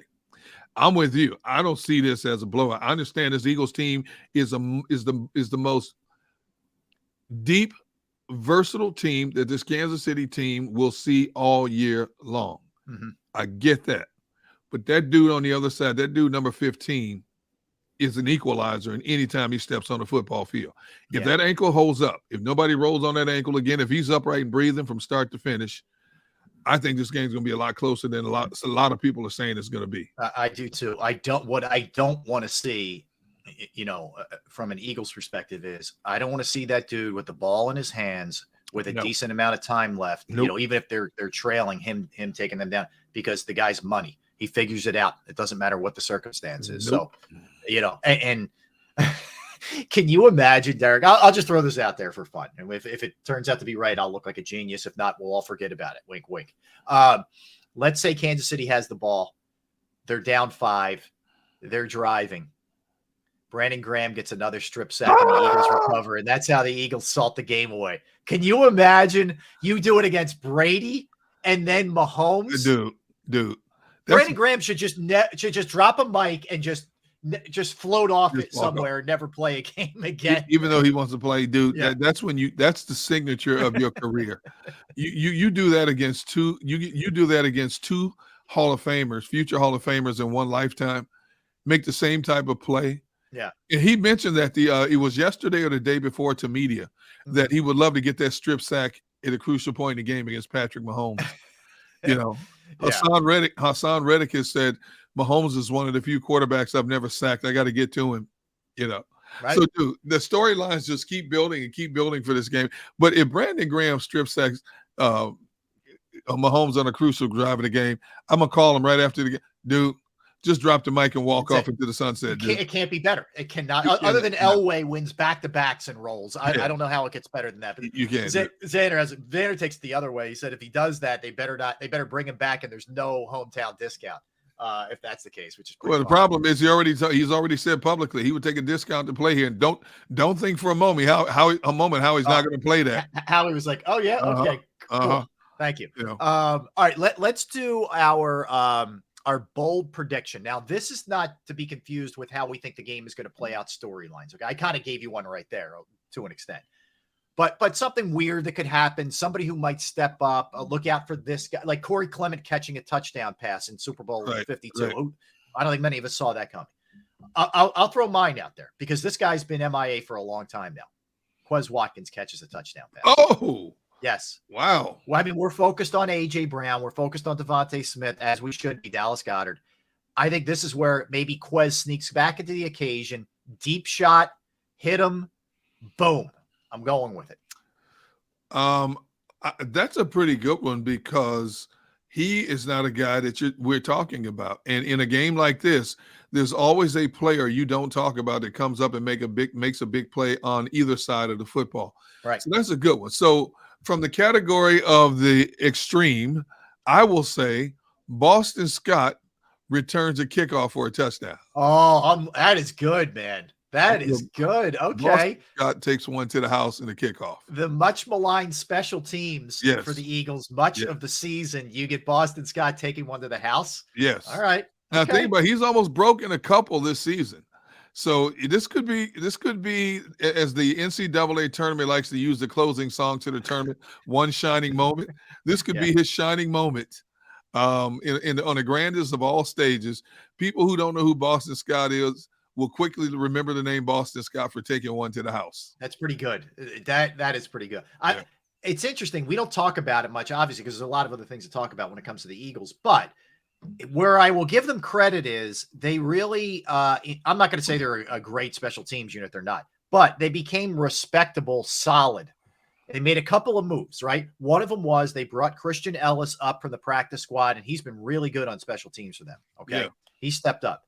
The other thing they did was they put Boston Scott back there returning kicks. Yes. And he's been really solid back there, to his credit. That was this Michael Clay, who was the special teams coach, or whether that was coming from Sirianni or Howie Roseman, I don't care how they got there. Moves that they made, those moves were really game changers for them from a special teams unit, coverage and returns. Boston Scott returns have given him great field position in a lot of cases, And like I said, he's almost broken a couple. In general, we chastise special teams play for much of the season, but the latter half of the season, I'd say, is particular the last 5-6 games, special teams has played a lot better across the board. Now, we knew the kicking game was going to take care of itself, but in terms of coverage, punt, kickoff coverage, return game, punt return is still just okay. Not many teams have great punt returns, but the kickoff return game in particular has been much better and has given them a lot better field position. Field position in this game, and field position in any game is huge, but in this game in particular, an extra 10, 15 yards could be a world of difference in terms of strike at your opponent. Mm-hmm. And hopefully the Eagles special teams outplays Kansas City. Kansas City special teams is pretty doggone good. They got a pretty good punt returner back Sky here. Moore. Yeah. Dude, he ain't no joke. Underrated part of that last drive, we all look at the late hit and Mahomes being able to run for that, first down. Yep. Sky Moore gets him real good field position to give them a chance. Yes. And, he's not somebody who gets a lot of accolades because of all the other pieces to the equation, but this kid can fly. Mm-hmm. And, he's a home run hitter also. If he finds a seam, it's going to be trouble for the opposition. So you've got to keep him in check because, man, he's got that extra burst. When he came out of college, nobody really talked much about him. But once again, Andy Reid identifies a specific need that they need on their team, and they go out and get this kid. And all of a sudden, man, I'll tell you what, latter part of the season playoffs, he has been instrumental in their success. Yeah, good question here from Miss Ash. She says, you want the ball to start the game or not? Actually, I do, Miss Ash. Yeah, I want to get the ball. I want to score first. That goes without saying. Set the tone. But I also would love to put together a really long, sustained drive, if possible, to just keep Mahomes and that offense off the field, and to let the Chiefs defense know, like, this is what you're in for today. It's going to be a mix of pounding the ball on the ground where the Eagles are really good, but also mixing in some passing. Jalen shows that he's on point.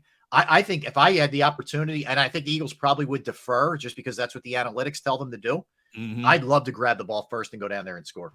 I would too. Everybody loves to defer until the second half. Anytime I get a chance to get the ball in a game like this, I want the ball now. I want that ball first. You have two very explosive offenses. Early momentum is huge in a game like this. Now, both teams are very capable of coming back. Both teams have shown that time and time again this season. But in this game, to set the tone, I want the ball first, take it down the field, put him behind the 8 ball, and let's roll from there. Yeah. It just makes sense to me. And I get it. I understand. I respect the analytics, and it's worked well for the Eagles this year. But if you're asking me just in this circumstance, I think it would be a tone setter, going into the game for sure. So yes, no question. We'll see. That's a good question, though, Miss Ash. Yeah, absolutely. I'll say the other thing, too, Derek, and you've been talking about this a lot with this Chiefs team. We all know Tyreek Hill, but there were other guys who left there as well. It has been, I'm not going to say it's Andy Reid's greatest coaching job, but it's not that far off. What they've been able to do here, considering some of the firepower that they lost. This is he's one of the best, right? And the big question is, sometimes he's come up small, in the biggest of contests. We don't know, but just to get them to where they are right now is pretty amazing. It's one of the great stories of the 2022 NFL season, and we've had some great stories this season. Backup quarterbacks rising to the forefront, Justin Jefferson living up to his expectations from training camp, so on and so forth. But this is one of the great stories in all of football for 2022. And you go back and you read the stories about how they looked at this season as a rebuilding year. They knew they had to get younger to eventually get better. Nobody could have projected them to be standing here right now. Everybody's picking Baltimore. Picking Buffalo or Cincinnati. Everybody expected Kansas City. Oh, they're going to be right there. Everybody thought Kansas City would take a hit because that division was supposed to be so tough with all these quarterbacks that they had in that division. And all they did was win the division again. All they did was win 14 games again in the regular season. 3 games they could have lost, they could have won. And all they did was put themselves right back in the Super Bowl for the 3rd time in 4 years. Usually you hope you hit on 1 or 2 picks in a draft that can have immediate impact on your team. They've relied on 6 young kids to help them get to where they are. Did they go through growing pains? Yes, they did. But just like Mark said, the latter part of the season, Kansas City's young defensive back end has been instrumental in them winning games and shutting opponents down when they've been trying to drive for potential go-ahead scores. So those aren't rookies anymore. They're still young players, but they're not rookies anymore. And you couple that with a future Hall of Famer in Mahomes, the best tight end in the game in Kelsey, and this is why this team is 16-3, just like this Philadelphia team. Yeah, no question. All right, when we come back, Derek, we're going to dive a little bit deeper into the Chiefs, what they've done this year, the Eagles against quote unquote good quarterbacks, because I think there's a thought out there that every time the Eagles faced a decent quarterback, they got lit up defensively. Not so much. We'll get into it. We'll dive into that. 150, Dan Koob is going to be joining us from Sport Trade. We'll get the latest trends, what's happening, why that line stayed at 1.5. And then at 2:00, Zach Berman from The Athletic. So you don't want to go anywhere. We got you covered. We keep rolling. We keep going out to Phoenix. Barrett may sneak back on. We don't know what's going to happen. You got to stay tuned. Derek Gunn, Rob Ellis, Sports Take, JAKIB Sports YouTube Network. I want to tell you about Flynn Tree Services. Flynn Tree Services is an experienced, licensed, and insured Pennsylvania tree services company that will trim or remove any unwanted trees off of your property.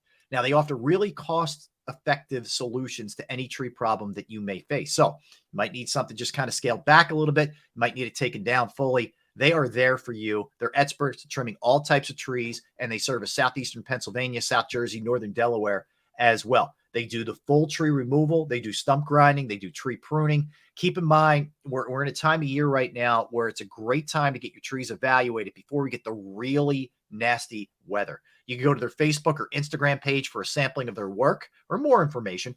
Give Flynn Tree Services a call at 610-850-2848, 610-850-2848, or online at flynntreeservices.com. That's flynntreeservices.com.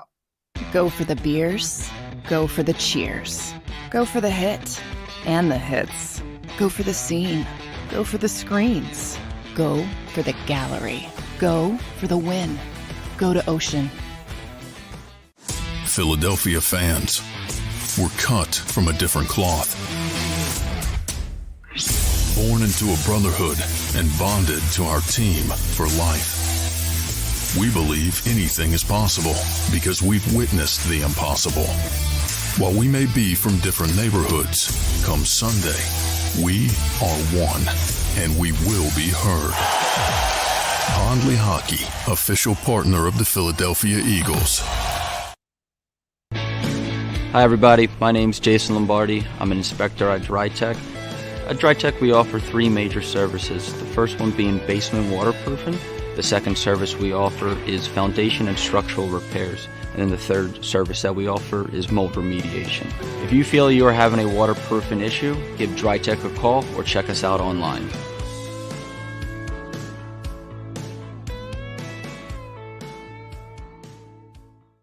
Why do millions of people every year from around the world visit Philly's Rocky statue? You want to tell me the sky is burgundy with green stripes and yellow polka dots? I'll meet you on that. But you're never going to convince me Rocky is anything other than the pure greatness that it is. Never going to happen. Join me, Paul Farber, for WHYY's The Statue. We're going on a journey to explore the biography of the Rocky statue. Find us wherever you get your podcasts.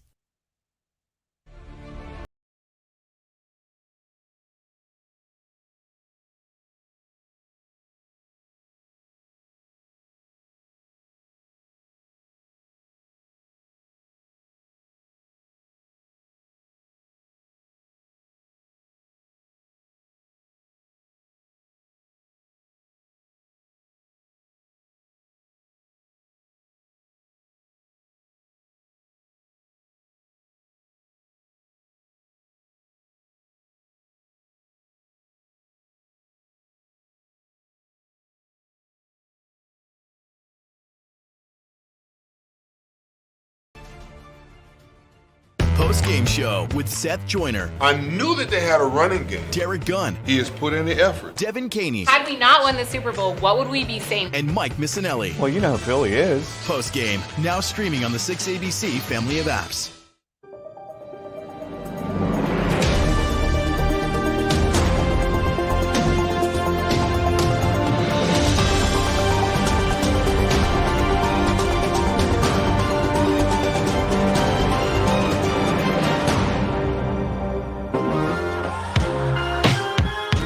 All right, we're back. What's up, everybody? Hit that like button if you will. We appreciate it. We are Sports Take, JAKIB Sports YouTube Network. That's D Gunn. I'm Rob Ellis hanging out with you. Barrett down there in Arizona doing his thing. We'll talk to Zach Berman in a little bit from the desert. Get what he's thinking on. Zach had some great pieces this week, man, which we'll talk to him about in a little bit. All right, Gunner. So let's look at this. I mentioned before we went to break. I think there's a common misconception out there that every time the Eagles played what you would consider, and this is, depends on how you look at it, good quarterback, they got tuned up. Now, some yes, some no. For example, when they played the Cowboys, the Christmas Eve game, you remember the Gardner Minshew game where they ended up losing. They got tuned up. Dak Prescott, 27 of 35, 347 yards, 3 touchdowns, did have that pick six, a 124.3 passer rating. That's a big time day. Okay. Kirk Cousins, however you want to feel about Kirk Cousins, the guy puts numbers up. Okay. And for most of the season was putting up big numbers. Not so much here.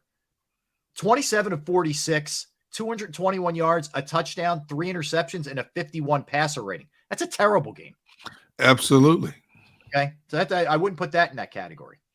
Trevor Lawrence, mind you, he became a much better player as the season went on, in fairness. This was early in the year, and the conditions were really bad. 11 of 23, 174 yards, 2 touchdowns, a pick. He had it. What do you have? 3 fumbles? I forget the fumbles off the top of my head, but he fumbled it a bunch of times, and an 84 passer rating. That's not a good day. Okay. Jared Goff. Now, this was the opening game of the season. Pretty good game. 21 of 37, 215 yards. He did have a pick six, 2 touchdowns, and an 80.4 passer rating. I'd say it's a good day, not a great day right there. Lastly, let's go to Daniel Jones in the playoff game, the one that counted the most. 15 of 27, 135 yards, no touchdowns, an interception, and a 53 passer rating. So what I would say from that sampling that I just gave you, right, I'd say there's more poor to mediocre games from those quarterbacks than I would say good. There's no doubt about Prescott. I'd say Goff's day was pretty good, but the rest of them, not so much. No, and that's because that defense did such a good job of putting so much pressure on these quarterbacks and keeping them in duress for much of the game, not letting them set and go through a rhythm that quarterbacks like to get in. The best way to take a quarterback out of his game is to make him feel uncomfortable. And once the Eagles defense started rolling up sacks and all of a sudden the reputation started to build, I think it affected their psyche. When a veteran quarterback steps to the line of scrimmage, he's looking from where the potential pressure is coming from. You couldn't tell with this Eagles team because a lot of times they were in a 5-man front. You didn't know if it was coming from the middle or one of the edges. When they went to a 4-man front, Gannon occasionally surprised us and brought a delayed blitz from a safety or a cornerback. You didn't know where it was coming from. And so people on the outside looking in, talking about the Eagles got chewed up against better quarterbacks. Again, I think it's just hate for the team in general, and that's from the national pundits as well as just the casual observer on the outside looking in. You can say what you want to say about this team, all you want. The stats don't lie. The stats tell the stories a lot of times, and they have put up some incredible, impeccable stats consistently for most of the season, more times than not. You don't have to give them their credit. They're going to take their credit. If they win this game, they've taken their credit, minus the lack of support and respect from people outside of the Philadelphia area.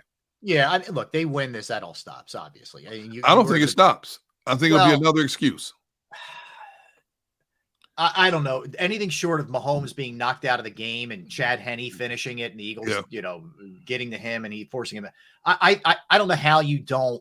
When you talk about a team that's been to the Super Bowl, what is it? 2 out of the last 3 years and one of those? Yeah. And it's Andy Reid who's going to the Hall of Fame, and we know it, barring Mahomes getting hurt, is going to the Hall of Fame. I don't know how you don't beat those guys and finally get the level of respect. The other, I wouldn't expect to hear Kansas City cry like the Niners fans. I would say. No, I'm not even talking about Kansas City. I'm just talking about all the pundits on the outside looking in. They'll find some excuse why the Eagles won instead of saying the better team won. They'll couple it with the better team won. But if the Chiefs had Tyreek Hill, they would have torched them in the secondary. If Patrick Mahomes was 100%, he'd have run rings around. Maybe you get a little bit of that. Maybe. Oh yeah. I expect it. I mean, it's been the norm. It's not the exception to the rule. It's the norm when you talk about the Philadelphia team. I don't understand it. It can't just be this team racked up 70 sacks. This team averaged 28 points a game. This offense is the most versatile offense, or one of, in the National Football League. It's one of the deepest offenses in the National Football League. It has the best offensive line in the National Football League. It can't just stop there. It can't. There's always some but attached to it when people are talking about this Eagles team. And I don't think the excuses will stop if the Eagles win this game.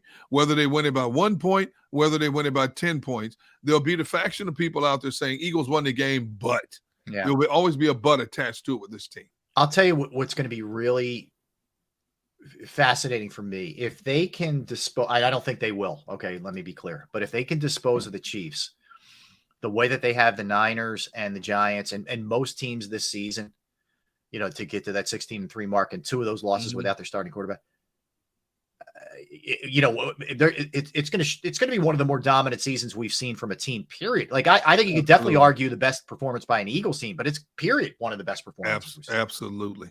Yeah. Absolutely. But it's just not that easy with this team. No, it's not going to be. It's I don't understand it. A roster this deep, how Howie Roseman pulled all this off still baffles me. To get all these players in here, I don't care if they are on 1-year contracts, but these players could have gone somewhere else. They decided to fill whatever bill of goods Howie Roseman was selling these players and their agents to come here. He did it. He put the pieces in place. The coaching staff, there were some rough patches along the way. The coaching staff, for the most part, did an incredible job of utilizing every asset they were given by the front office. Okay. And here they stand with every starter available for the last game of the season. So it has been a complete effort by trainers, front office, coaches, and the players who made the transition from their former teams to their current team to come in here and put this team on a pedestal that it has been in, which is the best team in the NFC and hopefully the best team in the National Football League for the 2022 season.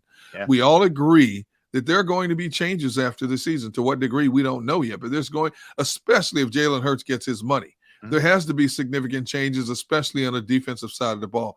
The offensive components basically are already intact for at least one more season. And a lot of that will depend on, will Jason Kelce come back as well? But even if he doesn't come back, you still have Lane Johnson, Landon Dickerson, Jordan Mailata. You have at very minimum 3/5 of your starting offensive line coming back. You have two-thirds of your running back contingent coming back.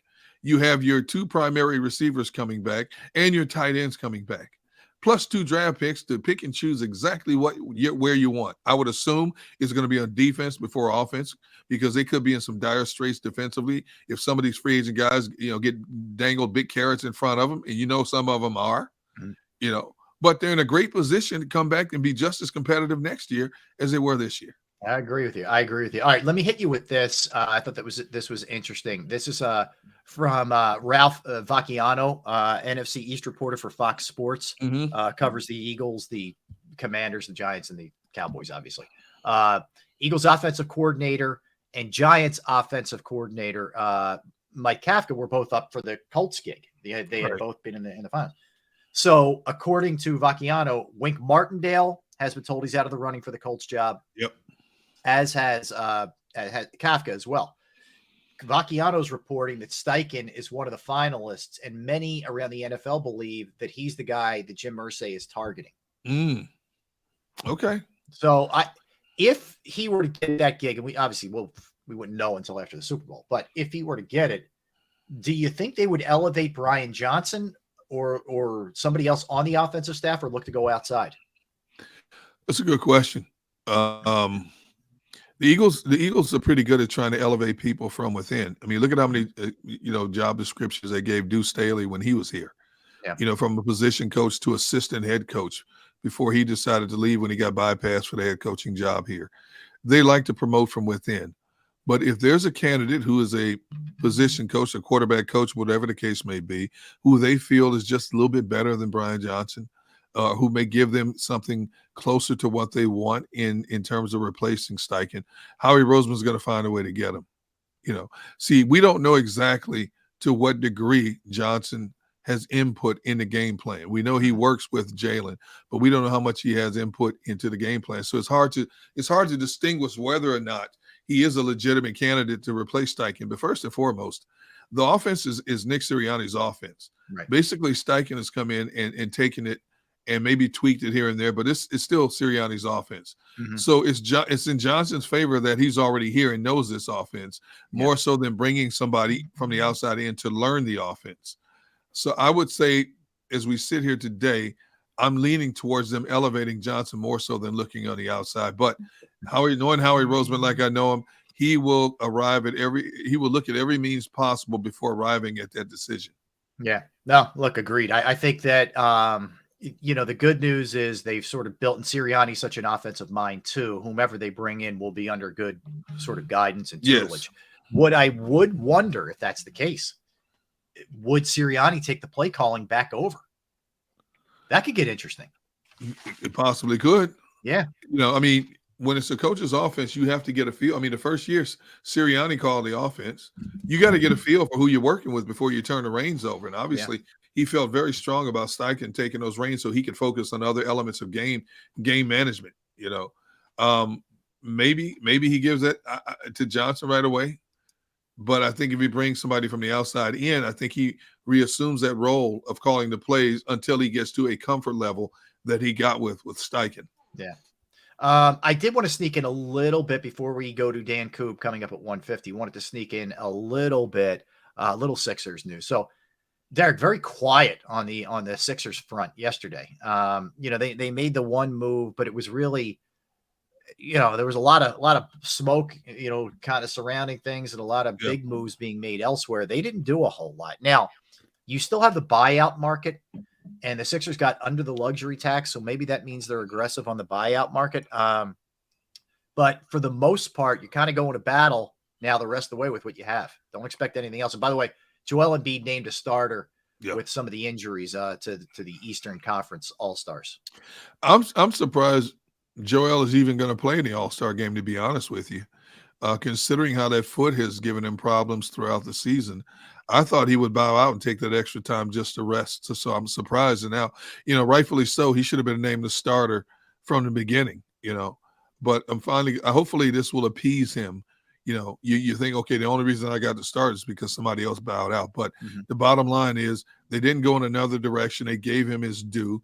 What is he, the second leading scorer in the NBA right now? Yes. You're giving him his due. And hopefully he goes out there and enjoys it, but doesn't re-injure that foot. Can you imagine if he re-injured that foot again in an All-Star game? Oh. That dude, that. Yeah. Yeah, I'd have no problem with him sitting this one out, personally. That's the risk you take. But, these guys, they like to get out there with their boys and play a game that doesn't mean anything and just play freestyle basketball for one night and all the accolade and the pomp and the circumstances that go along with the All-Star weekend. I get it.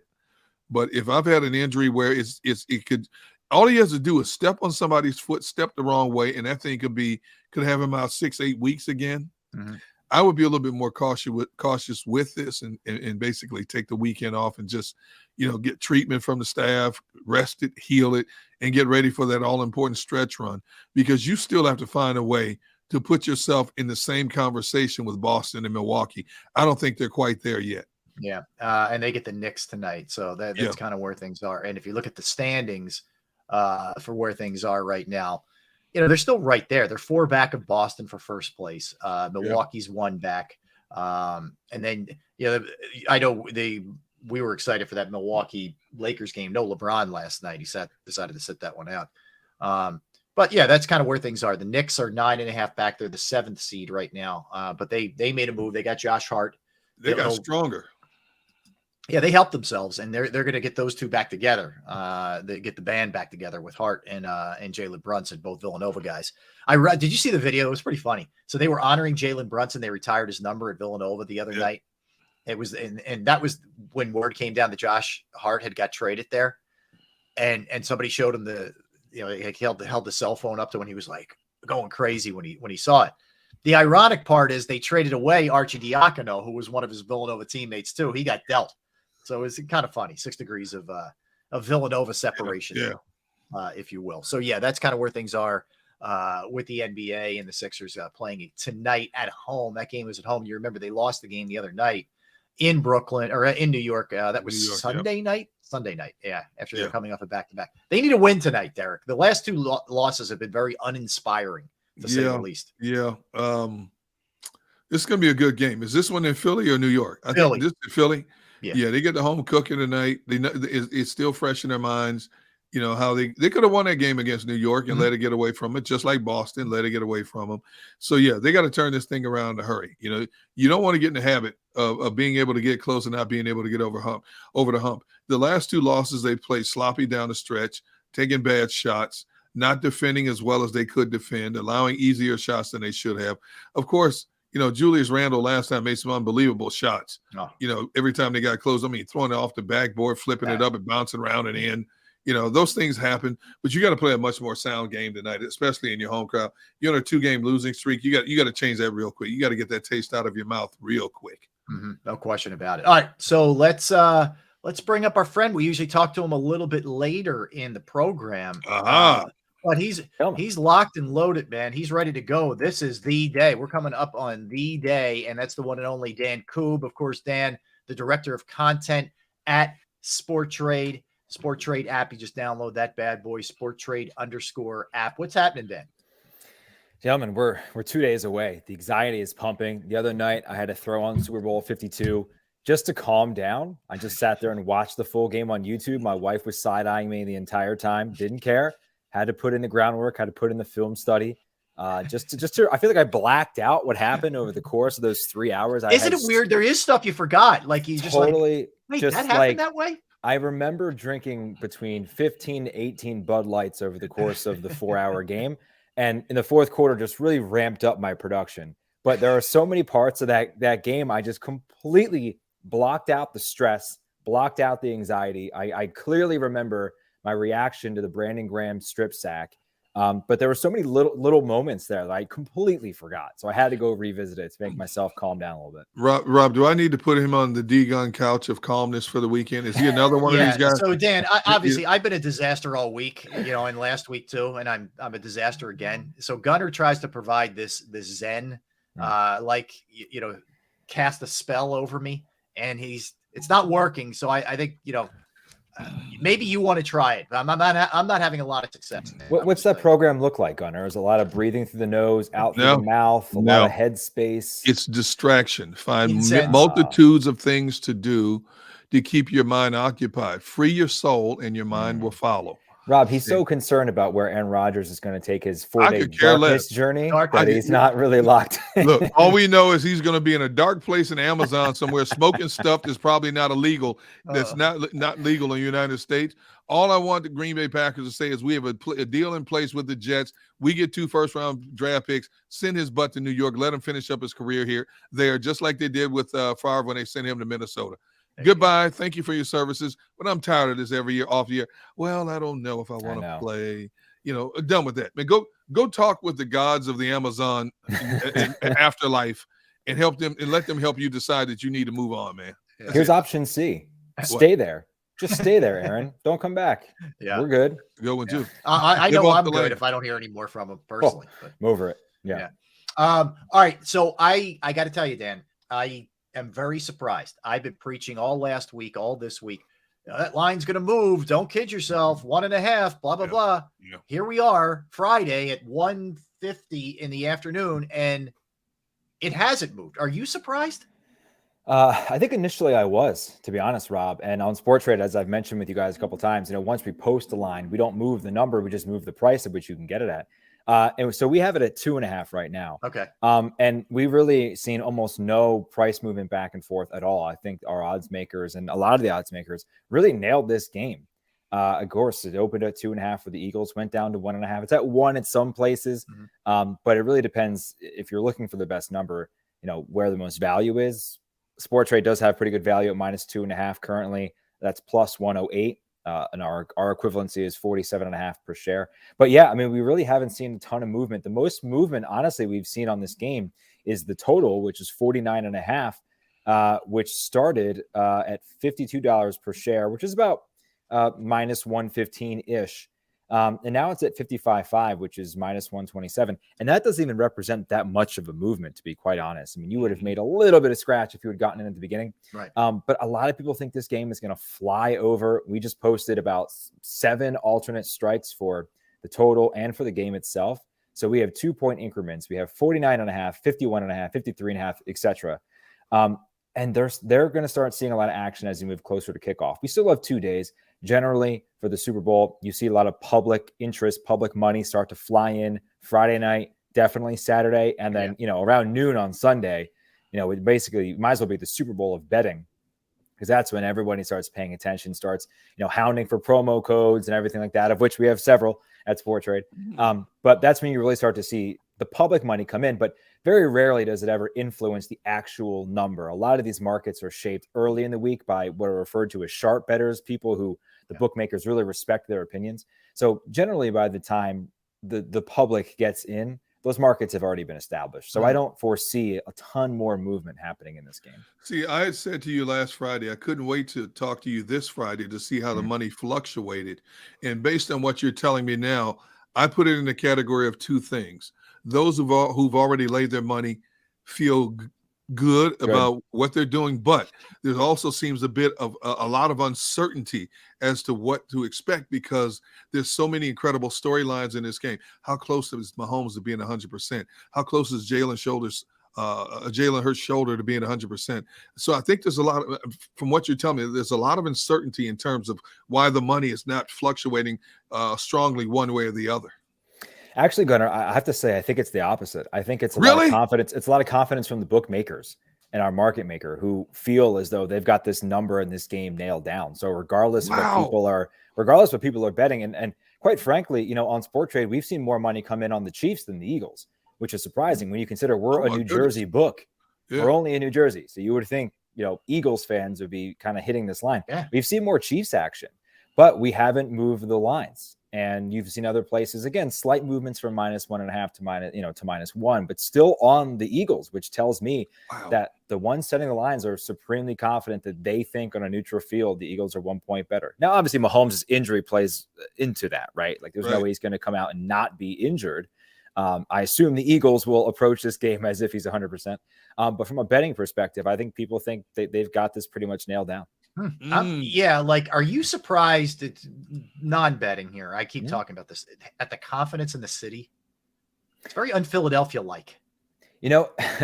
It's interesting. How embarrassed do you have to be a Niners fan this morning? They've just messed all over themselves for 2 weeks. Disgusting. Yeah. I think the last 2 weeks, I think, have been very similar to like when the Flyers introduced Gritty.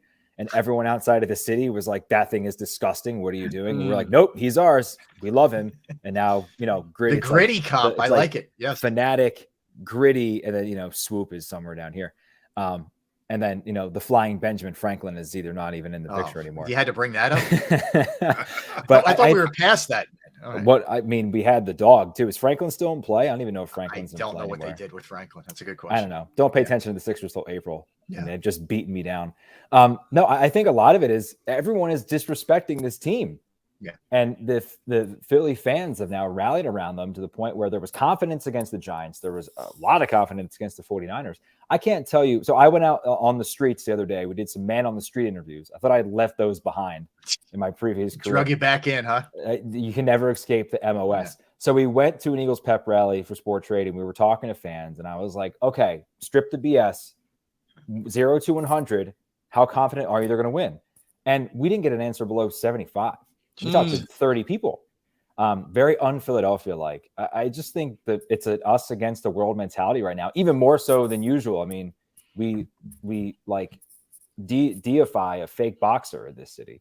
So like for whatever reason, our chips are all in on this team. And you guys talked about it a couple minutes ago. I mean, this has an opportunity to be the best Eagles team in the history of the franchise. For sure it does. Yeah, So I think I'm telling you, they win this. They should, if they win it handily against a team like this, they should be discussed with some of the better teams that have ever played. But the way they've gone through this 17 wins, at a pretty good margin of victory and marching through the playoffs, I don't think it's going to happen. I think this game's close. Give me your take. What do you think happens in this game?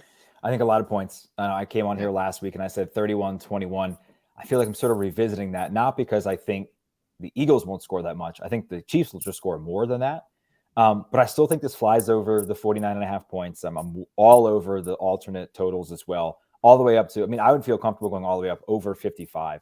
I just think there's a lot of points. I think, you just have to approach this as if Patrick Mahomes is healthy. You have to, and they're going to score, but their defense can't stop the Eagles either. So I do think the Eagles win. I've been saying it for 2 weeks. They're going to win by 10 plus points. I still wholeheartedly believe that. I'm thinking maybe something in the range of 34-24, 38-28, something like that. It's going to be a high scoring game. It's going to be stressful. The Bud Lights will be flowing. I'm not sponsored by them. Maybe I should be. But it's going to be nerve wracking the entire time. We can't get an easy one, and we shouldn't. We should earn this one too. I hear you. So Dan, is there a prop bet or two that people are really gravitating towards right now? It's a great question. We actually did a really fun show yesterday. We did a prop bet auction, right? So like for the most desirable prop bets, one people like the most, we had like a round table and you had to bid for the right to bet on that auction item, right? That prop bet. One of my favorites actually, and it's purely because of cost, is will the game go to overtime? And our odds are so far and away better than everybody else's. This is plus 1,300. Damn. For the game to go to overtime. Everywhere else in the betting space is below 1,000. So that's a really good opportunity there. I like that one personally. The one I really like, and I can't remember if we talked about it last week or not, but will somebody score 2 touchdowns or more? Now you might think, well, that seems really difficult. It hasn't been actually. 5 of the last 6 Super Bowls, somebody has scored 2 touchdowns, including last year. Yeah. Cooper Kupp and T. Higgins both scored 2 touchdowns. The only exception is the 13-3 Patriots-Rams game. But again, when you're betting on sports, you kind of have to detach yourself from what you want to happen. Start thinking with your head and start looking at pricing, because in the long run, if you find the best prices, you'll be able to be a lot more profitable. You also stay in the game a lot longer. Yeah. So specific to that one, and I'm stalling until I can find it. So will any player score 2+ touchdowns? If you think the answer is no, which I actually do, that's plus 157, which is 38.50 per share. The yes is 66.5 per share, which is minus 203. I really like that one personally. And what's cool about what we've done is we have what are called two-sided markets. So if you think that no, somebody won't, you could bet that. Whereas on like a FanDuel or DraftKings, you're basically betting for it to happen. You can bet on it not to happen here. I think will any player score 2+ touchdowns is a no. I like that one a lot. And I was a former fat guy, former fat lineman. Will an offensive lineman score a touchdown? Let's do it, boys. I had a premonition last night that Lane Johnson caught a touchdown pass. I should have started with that. I was in a nice, deep, calm sleep last night, and I saw 65 crossing the end zone. So that's plus 2,700. So let's get it. Offensive lineman. What a story that would be with a torn groin. Oh, that would be insane. That would be insane. Dan, listen, man, we appreciate it. I tell people all the time, check it out. Awesome stuff you guys are doing at Sport Trade. You could follow Dan on Twitter at Sport Trade Coob. Of course, he's the director of content for Sport Trade. Dan, we appreciate it, brother. All year, you've been crushing it. Thank you. Yeah, man. Have a great weekend, bro. Likewise, enjoy the game. Go Birds. You too, my friend. All right, let's get a quickie in here, Gunner, and we'll come back. We'll talk to Zach Berman. We'll get Berman's take on what's going on, and we'll talk to him about some of the great stuff that he's done throughout the course of the week. All right, Derek Gunn, Rob Ellis, we're Sports Take, JAKIB Sports YouTube Network. Let me tell you right now about Razor Technology, because the future of work isn't remote or in person. It's a hybrid model. In facing this new reality, businesses must reimagine their workplaces to align with the preferences and needs of modern employees. Razor Technology helps businesses create a workplace that gives their teams flexibility in choosing how and where they put in their hours.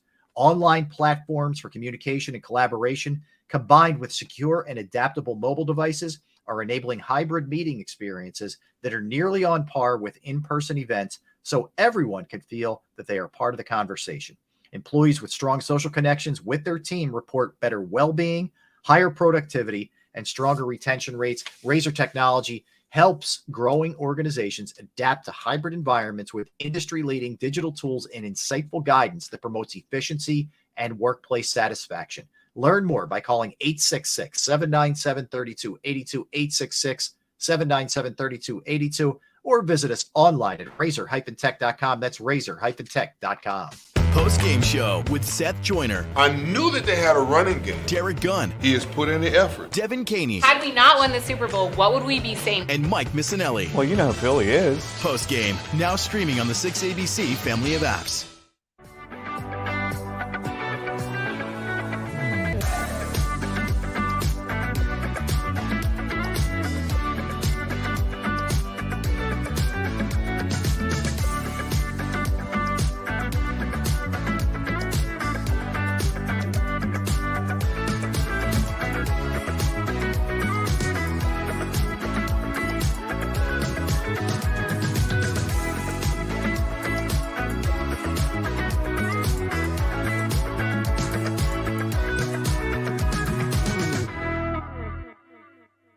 Why do millions of people every year from around the world visit Philly's Rocky statue? You want to tell me the sky is burgundy with green stripes and yellow polka dots? I'll meet you on that. But you're never going to convince me Rocky is anything other than the pure greatness that it is. Never going to happen. Join me, Paul Farber, for WHYY's The Statue. We're going on a journey to explore the biography of the Rocky statue. Find us wherever you get your podcasts.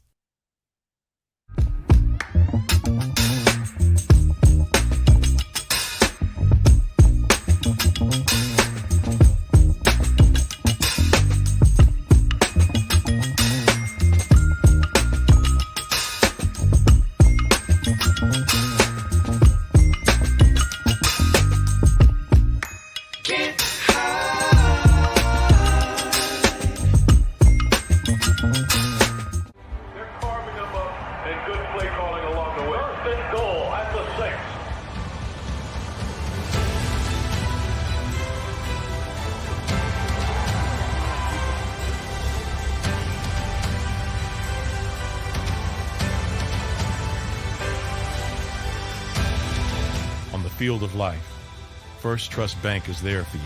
Champions on 3. 1, 2, 3. Because Philadelphia dreams deserve a Philadelphia bank.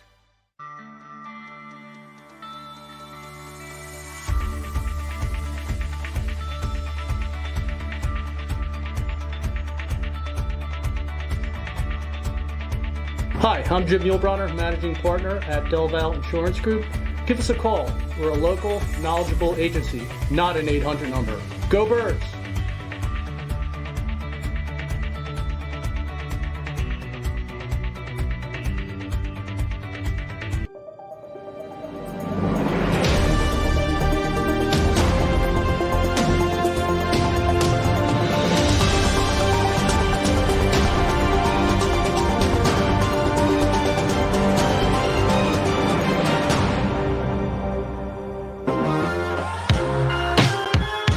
Welcome back. Hour number 3 of Sports Take. Rob Ellis, Derek Gunn, hanging out with you, getting you set for Super Bowl 57 Sunday at 6:30. Who better to talk to continue the momentum into this big game than Zach Berman, who does an amazing job covering the Eagles, the NFL for The Athletic. You can follow him on Twitter at ZBerm. He's also the author of Underdogs from the Eagles' last appearance in the Super Bowl. Zach, how you doing, man? How's Arizona treating you? Doing well. Thanks for having me on. It's been, you guys know how it is when the team you cover is in the Super Bowl. It's at a different level. So, it's been like 3-4 hours of sleep every night, but it's been worth it. It's been a fun week out here, and curious to see. I appreciate you mentioning underdogs because I was joking with someone. I have about 2 more days before the statute of limitations on the 2017 Super Bowl has expired. Yes. And this is the Super Bowl we all talk about. Get your copies right now before Exactly. kickoff. Yeah. Exactly. Make it happen. Zach, great stuff all week, man. I've been really enjoying it. And let's start with this one. You did a great job, the situational meetings, and you tied it in. I didn't think you'd be able to do it, but you guys pulled this off. You tied it into the Phillies bunt defense in Game 5, the NLCS, Tiger Woods, the Masters, and Nova. So give me a little insight of what this thing's all about for people who haven't seen it yet. Yeah, I appreciate you asking. So Nick Sirianni is obsessed with situational football, and that's not my word; that's his word. Obsessed, right? And that's everything from 3rd down, 4th down, red zone, backed up, 2-minute, all these different situations. And what he does, they have meetings throughout the week, including a Saturday meeting with the whole team, where he'll literally quiz. Like it's like in law. I never went to law school, but from what I understand, law school is like where Sirianni will say it again or say to Steichen, 3rd down, 37 seconds left on the clock. You're on the 41-yard line, 1 timeout. What do you do? Right? And we'll just come up with all these situations. And Nick will also look for and his staff will look for situations around the league that to show his players in high school, in college, and in other sports. So you saw in the playoffs when Game 5, when I say playoffs, the Phillies, Game 5, there was the bunt with Suarez, and the Phillies had to adjust with the bunt defense very quickly. Villanova, there was, the game winner in 2016, the way Jay Wright had his guys ready. So he finds different situations to make sure they're ready in that moment. Oh, very cool. Hey, Zach, I don't know how much access you've had to the team this week, but do you get a good sense of how loose they are? Are they getting tighter as it gets closer to the game, or what? Well, the great thing about the Super Bowl, D-Gun, is we have so much access, right? And the players have nowhere to hide, right? The coaches, so we get to talk to all these guys. And so to answer your question, I think this team is – I don't think this team is tight. I think this team – the best way I can explain it is they expected to be here, right? This is not like, oh, this is nice, we're here.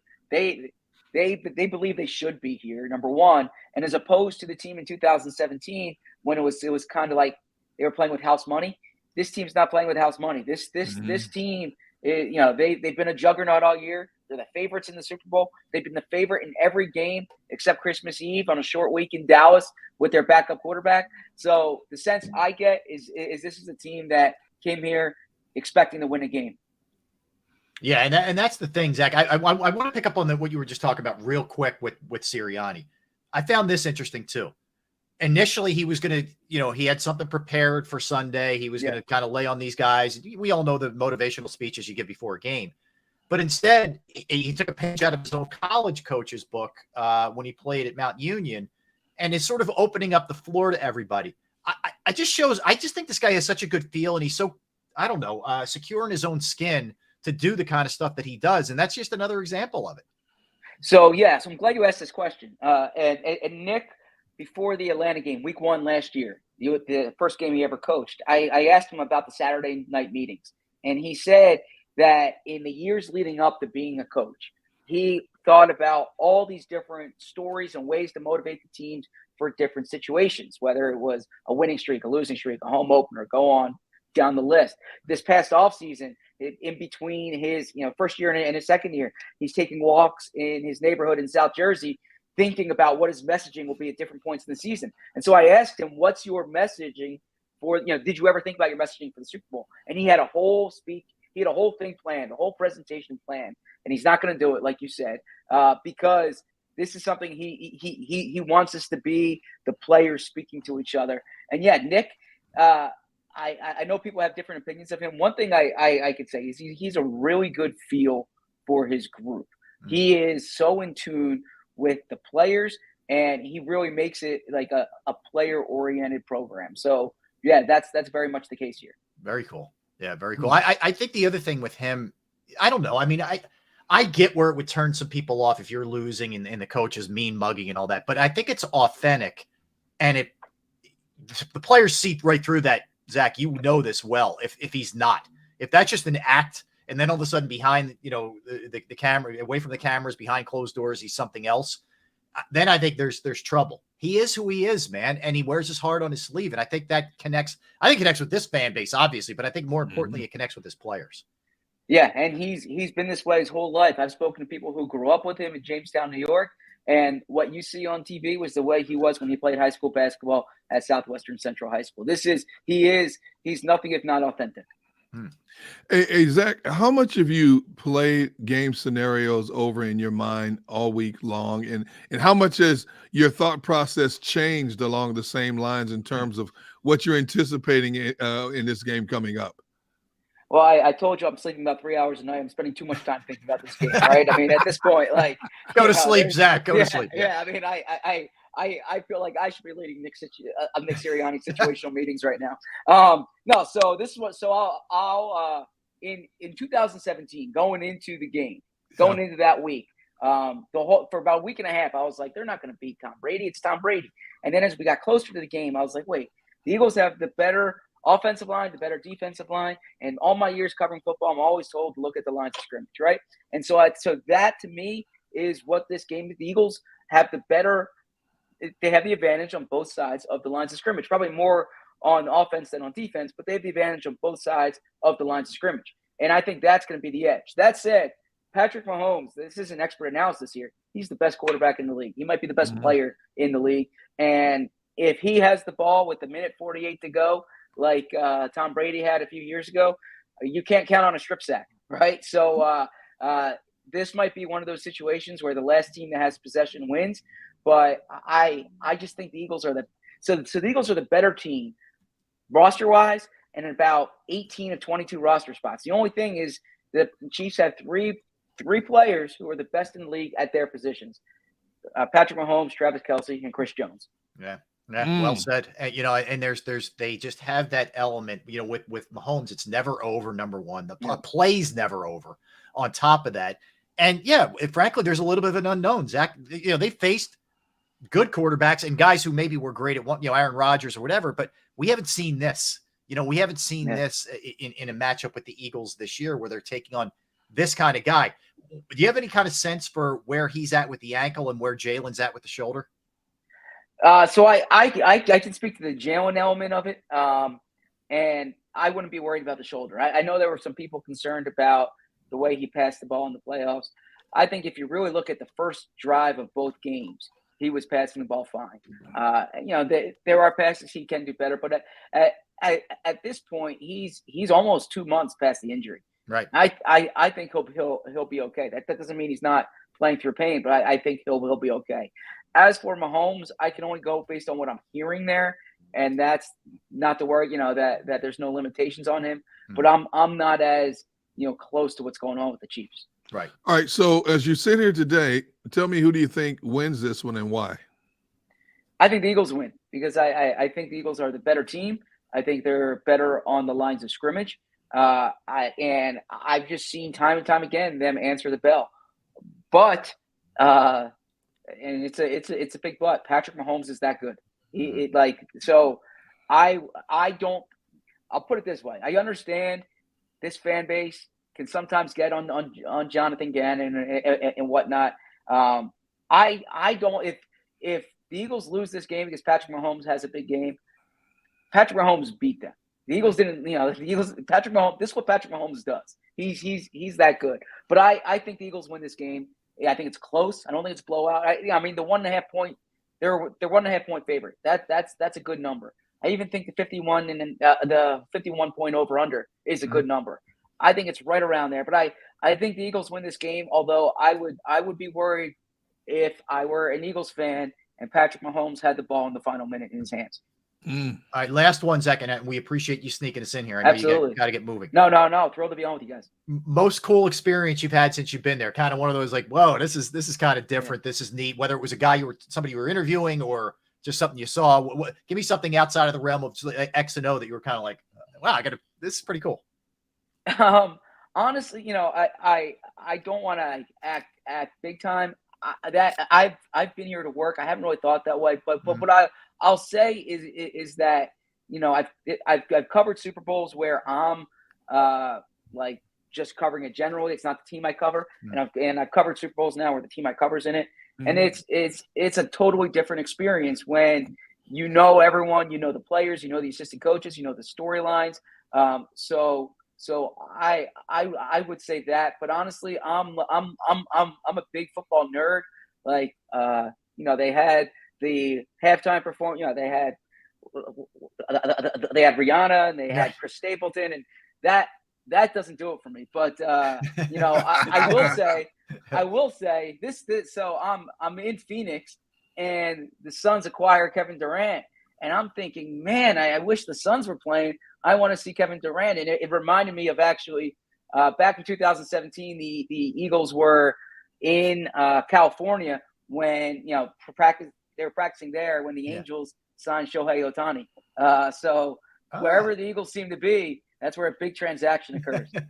All right, Zach. Nice. Listen, man, we let you get back to the grind, man, but we appreciate you hopping on. Check out Zach's work, of course, on The Athletic and at ZBerm on Twitter. You can check out, and he has links to all of the stories as well. Zach, thanks, man. Thank you, bro. A couple minutes. Absolutely. Thank you. All right, take care. That is Zach Berman. Gunner, no lies told right there. That dude grinds. He is a hard-working cat and cares about the product. I'll never forget one of my favorite stories about Zach is when he told me years ago, D-Gun, if I could sleep at the NovaCare complex, I would. I believe that was before he got married and had kids. I think that mindset has changed a little bit now. But in all the years of covering football, I had never heard a reporter say that if I could, I would sleep here.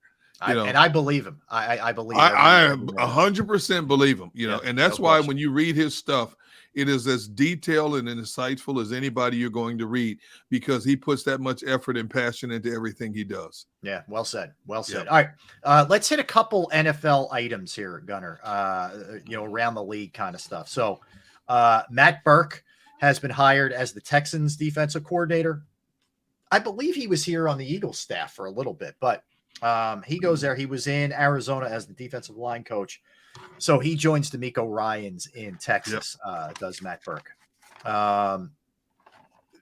Brett Favre is suing. Wait. Since you're on Houston, I didn't mean to cut you off. Did you see Cliff Kingsbury is in Houston even as we speak talking to the Texans? Yeah, an undefined role. Yeah, we don't know if it's going to be a consultant or what. Yeah. Who knows? Maybe it's offensive guru for that team. Yeah. Who knows? With the future college quarterback coming in there, who knows? He could be the quarterback sensei.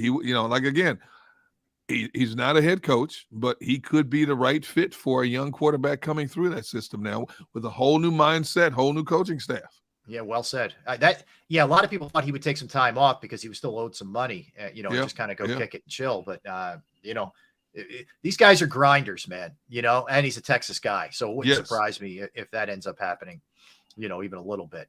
All right. So Brett Favre is suing Shannon Sharp and Pat McAfee basically for defamation in regards to the Mississippi welfare scandal that he's embroiled in. He's going after people saying that, what they said was defaming his character.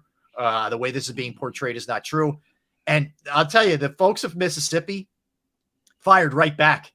Basically we stand by everything that we've reported. This is through years and years of, fact checking, etc. So they're not stepping away from this thing. So we'll see what ends up happening here. Well, whoever Brett Favre's lawyer is, when you're in a high profile case like this, you want the best lawyer you can get, even though it's going to cost you a pretty penny. Mm-hmm. So obviously the lawyer has done his due diligence as well and feels there's a lot of misconceptions out there about Brett's involvement in all of this.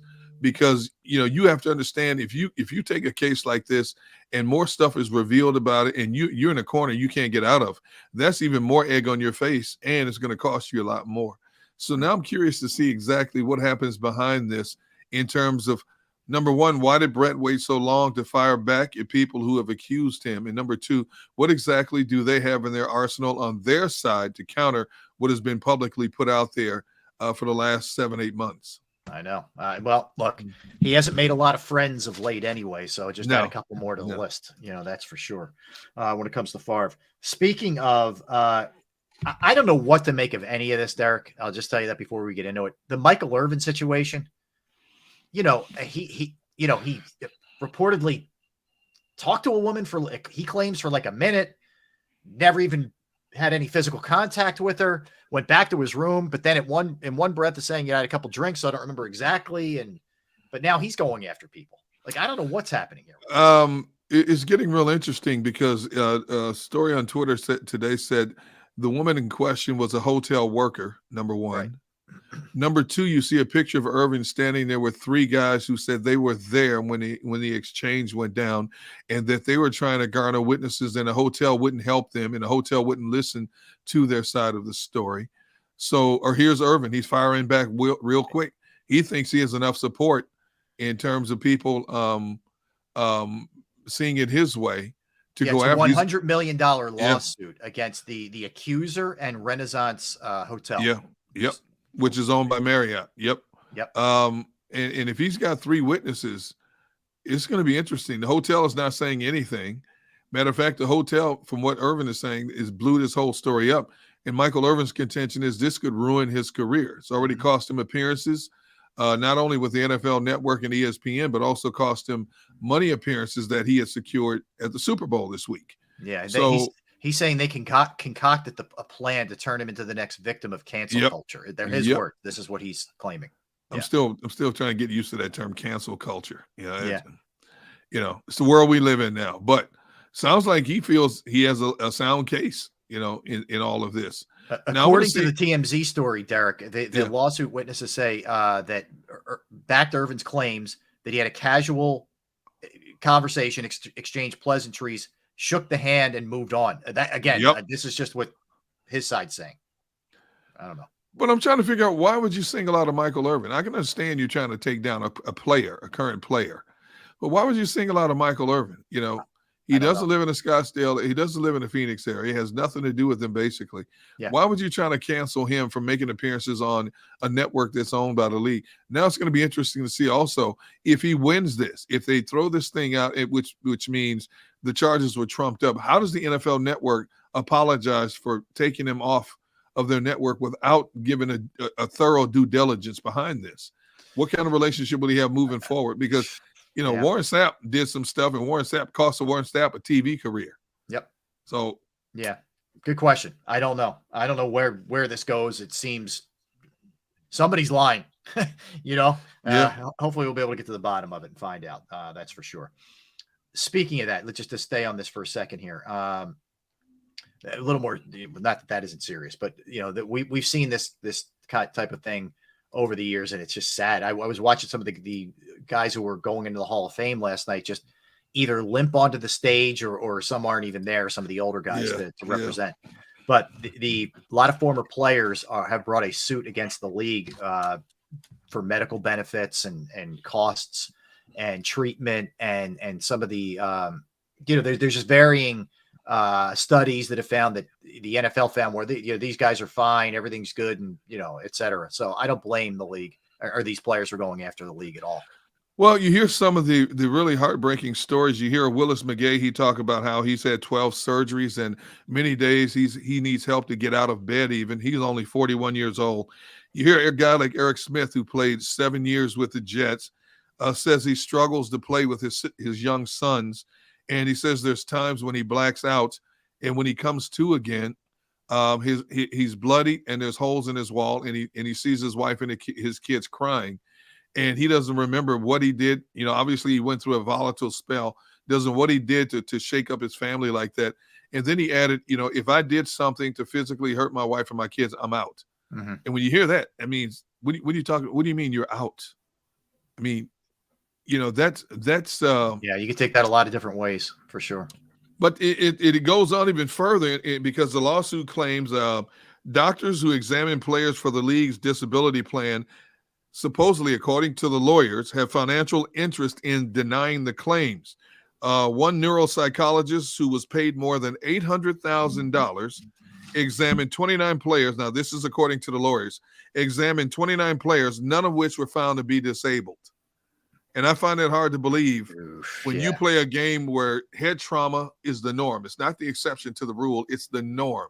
Your body was not physically made to endure these kind of head-on crash collisions for 60 minutes of a game over 7, 8, 9 years in the prime of your career. Mm-hmm. I would say to a certain degree, every player has some kind of head trauma that they have to deal with. Many get through life without any severity behind it, but there are many more who come up. I can't say it enough. You look at Earl Campbell, one of the greatest running backs in the history of the game. This man can't walk without a cane. He can't go outside without sunglasses on. You look at a Jim McMahon. We saw Jim McMahon the other day rolling by, in a wheelchair. Right. Okay. And there's a lot of those stories, and Barrett Brooks has told a lot of the stories that he knows of, and I know at one point when it was, and this was maybe 10 years ago, when it was announced that the league would medically check any player that they felt had CTE. There was a story going around that supposed that former players were saying, the rumor was former players had deals in place with doctors that if the doctors said that they had CTE, and if the former player got a big reward, the doctors would get a percentage of it. That story was out there for a while. Mm-hmm. But if you're interviewing 29 players and you're saying all 29 are not disabled, that's a red flag for me. Yeah, all of them. Yeah, you might find some, a few. Yes. 100%. And there was another part of the story that said of the thousands of players that have been medically checked, the percentage is like shockingly small in terms of players identified that were disabled. Mm-hmm. You telling me all these guys who played 5, 10, 15 years still have some kind of medical disability, whether it's a knee, a shoulder, neck, spine, vertebrae, something? Yeah. You kidding me? So now the NFL is under the microscope once again for this, and rightfully so. Yeah. I know it is crazy.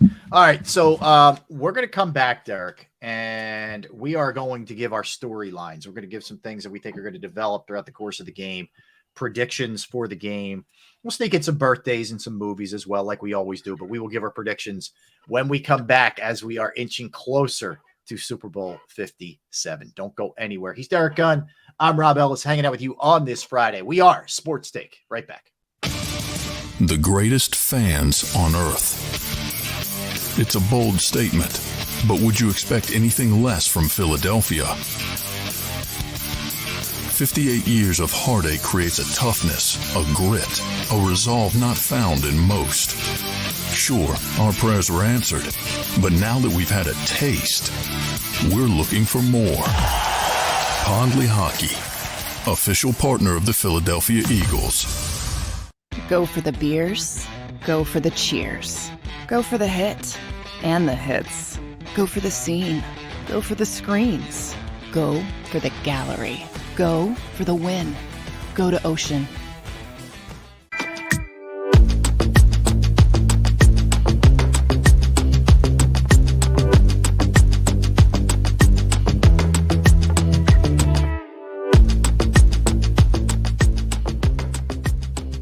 We all know that taxes are just part of life. It's true during our working years, but also in retirement. But what you might not know is up to 85% of your Social Security benefits might be taxed. Our team at Thrive Financial has helped retire thousands of people across the Delaware Valley by asking questions they never knew they needed to ask, including how their Social Security benefits might be taxed. It's time to be proactive on taxes. Get your Thrive Retirement Tax Playbook today.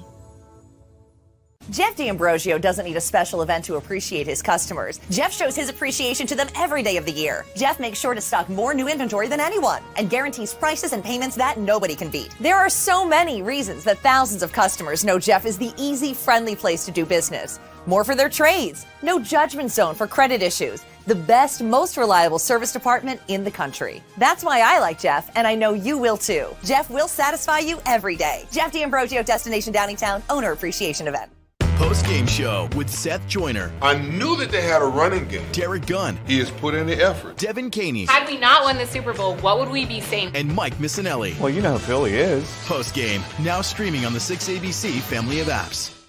Why do millions of people every year from around the world visit Philly's Rocky statue? You want to tell me the sky is burgundy with green stripes and yellow polka dots? I'll meet you on that. But you're never going to convince me Rocky is anything other than the pure greatness that it is. Never going to happen. Join me, Paul Farber, for WHYY's The Statue. We're going on a journey to explore the biography of the Rocky statue. Find us wherever you get your podcasts.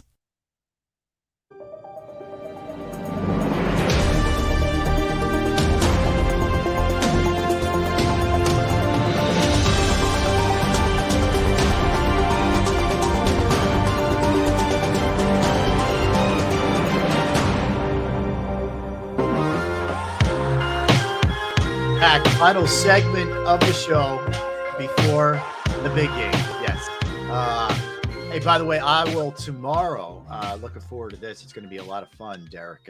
From 11, we're starting at 11 o'clock tomorrow. Our road to Glendale. I'll be doing a show with Mark Varzetta from the local 98 electricians shop. So Hall. Looking forward to that tomorrow, man. So we'll be.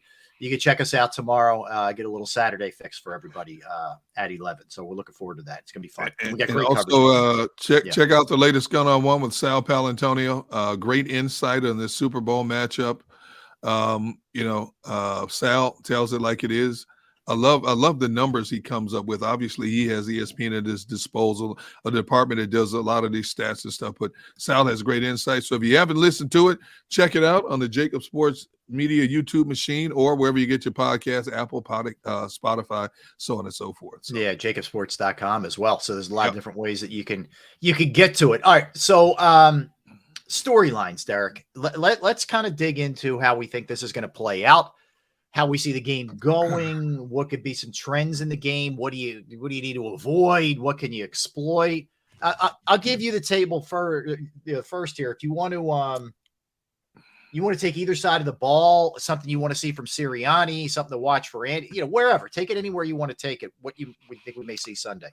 The first one I think we'll see is the Eagles are going to have to come after Mahomes. You have to make Mahomes as uncomfortable as possible. You have to make him move on that ankle as much as possible. I know they're saying he's close to 100%, but when you have a high ankle sprain like that, that thing does not heal in a couple of weeks completely. And no matter, I'm sure, Rick Burkholder is a good friend of mine. He's the best of the best in terms of athletic trainers in the NFL. If anybody can get Mahomes ready for a game like this is Rick Burkholder, but there is going to be some soreness in there. And the more he moves on it, the more he may end up favoring that thing, the more susceptible he may become, and the more stationary he may become because he's starting to feel a little bit more pain than he wants to in that thing. They have to get after him, but they have to be disciplined in terms of how they rush him. We've talked about that all season. You can't just rush the same way you've always rushed quarterbacks all season long. You have to rush to a point and then keep him in a corral and don't let him slip up and under outside. If he gets outside of the pocket, that's where he's the most dangerous, and that's where defense is in the most trouble because Kansas City's receivers are some of the best in the game in terms of the scramble drill. That somebody will get open. Yeah. So I think that's one of many huge keys when you look at this matchup. Yeah, I think that's fair. I mean, you got to get him to the ground. I've been saying it all week. It can't just be flushed out because he's going to kill you flushing out. It's got to be get him down on the ground. And look, the Eagles have done it better than anybody this season. Yep. And this is what we keep coming back to, Derek. It's like the Eagles do this really well, but it's Mahomes. Like, where does that – somewhere in there that, there either has to be a collision course or it's going to just, implode, right? That's going to be the big thing. All right, I will give you mine. Okay. Run. Yep. Run the ball. Stay committed to running the ball. Even if you're not popping it for big, gainers early, stay with it because it does a lot of different things. Number one, it keeps Mahomes off the field. Okay. The less he is, between the white lines, the better. Let him just sit there. Do what other teams want to do against the Eagles. Okay. Give him their own medicine. Keep him off of the field. Number one, that's what it does. Number two, it wears down the Chiefs defense. Number three, it opens up play action. It opens up RPOs, any kind of action that you want to run. It opens up if you're being successful. Now, the great thing is that can mean Miles Sanders. That can mean Kenny Gainwell. That can mean Boston Scott. And that can mean Jalen Hurts. Any of these guys, you got to stay committed to it. The Eagles, whenever, think about it during the season, Derek, when they really needed a game, what did they do for the most part? Both playoff games, they rushed 44 times in each game. when they had the ice games in Arizona where they're playing Sunday. Yep. When you needed a big drive against the Texans, when you needed a big drive against the Colts, most of those times that was on the ground is how they got there and how they took care of their business. They are a phenomenal running team. Don't lose sight of that. Don't get caught up in some kind of like back and forth with Andy where it becomes this, this shootout. You don't want that kind of situation because that's what the Chiefs want. The Chiefs want to get you into this back and forth, up and down the field, almost like Super Bowl 52 was. Now, the Eagles won that game, but we know it could have gone the other way had they not gotten that huge turnover. Run the ball, man. It's old school, but I don't care. Run it. Another one for me is find a way to neutralize Travis Kelce. I don't know if you can. 11 out of his 17 games, he was held to under 100 yards receiving, yet he had over 1,300 receiving yards and 12 touchdowns. You can neutralize him to a certain degree, minimize his big play opportunities. I don't know how they're going to do that. I don't think as good of a slot corner as Avonte Maddox is. You can't put Avonte Maddox on him. Avonte Maddox is 5'9". This dude's 6'5". You've got to find a way to blanket him. You got maybe bring CJ. Maybe you're going to have to bring one of the corners down. Maybe you're going to have to play with an additional corner in the game. You have to find a way to neutralize Travis Kelce. No question about it, because he is Mahomes' go-to guy. He is that big guy. When Mahomes starts scrambling, who's the first guy he's looking for? Travis Kelce. There's no question about it. Yeah. And their ability to pick up yardage in dire straight situations has been impeccable with that man, number 15 under center. Don't let Travis Kelce kill you in this game. He's going to get his, no matter what you try to do. He's going to get his, but you can minimize his productivity in this game. You're so on. I mean, they're going to get theirs. They're going to get theirs. Mahomes and Kelce are going to get theirs, but you can't let them destroy you. And you have to be able also to take away the Juju Smiths and the Valdez Scantlings. They're guys that the Eagles corner should be able to handle. You can't let them, beat you big. The other thing that's going to be interesting, Derek, I'm going to go to the Eagles offense again. The Chiefs really love man press coverage. They like to get up in your grill on the line of scrimmage. Brown and Devontae Smith thrive on that. They especially AJ Brown, but they both do. And the Eagles' numbers, their percentage of pass completions, balls down the field, etc. this year, they've had no greater success than when teams play that kind of defense. Now, maybe Spags changes things up a little bit. We know he's a very bright defensive coordinator. He counters things and all that. But if they stay true to who they are, because you can only change up things so much, the receivers should have big games here. And it's going to be up to the offensive line, which is, I think, the best in football, to give Jalen enough time. But if that's the case, there should be damage done downfield. I agree. I think A.J. Brown needs to play bully ball in this game. Use your size, use your overall wherewithal to take advantage of these Kansas City corners. First-year players, as we've said throughout this show, they're no longer rookies at this stage of the season. They have played much better in late December through the playoffs as they can continue to grow at this level. Spagnuolo has relied heavily on these young players on the back end, but you still can exploit them. You still have a chance to exploit them. A.J. Brown needs to go out there. He's bigger than them, stronger than them. Go out there and assert yourself. Jalen has defined A.J. Brown, especially in the 50-50 ball situations. Put it up. He's going to win the 50-50 ball situations, but more importantly, 9 times out of 10, he's going to get that pass interference call. Because guys are going to try to go up the ladder with him, and they physically can't outmuscle him, and it's going to entail a pass interference somewhere.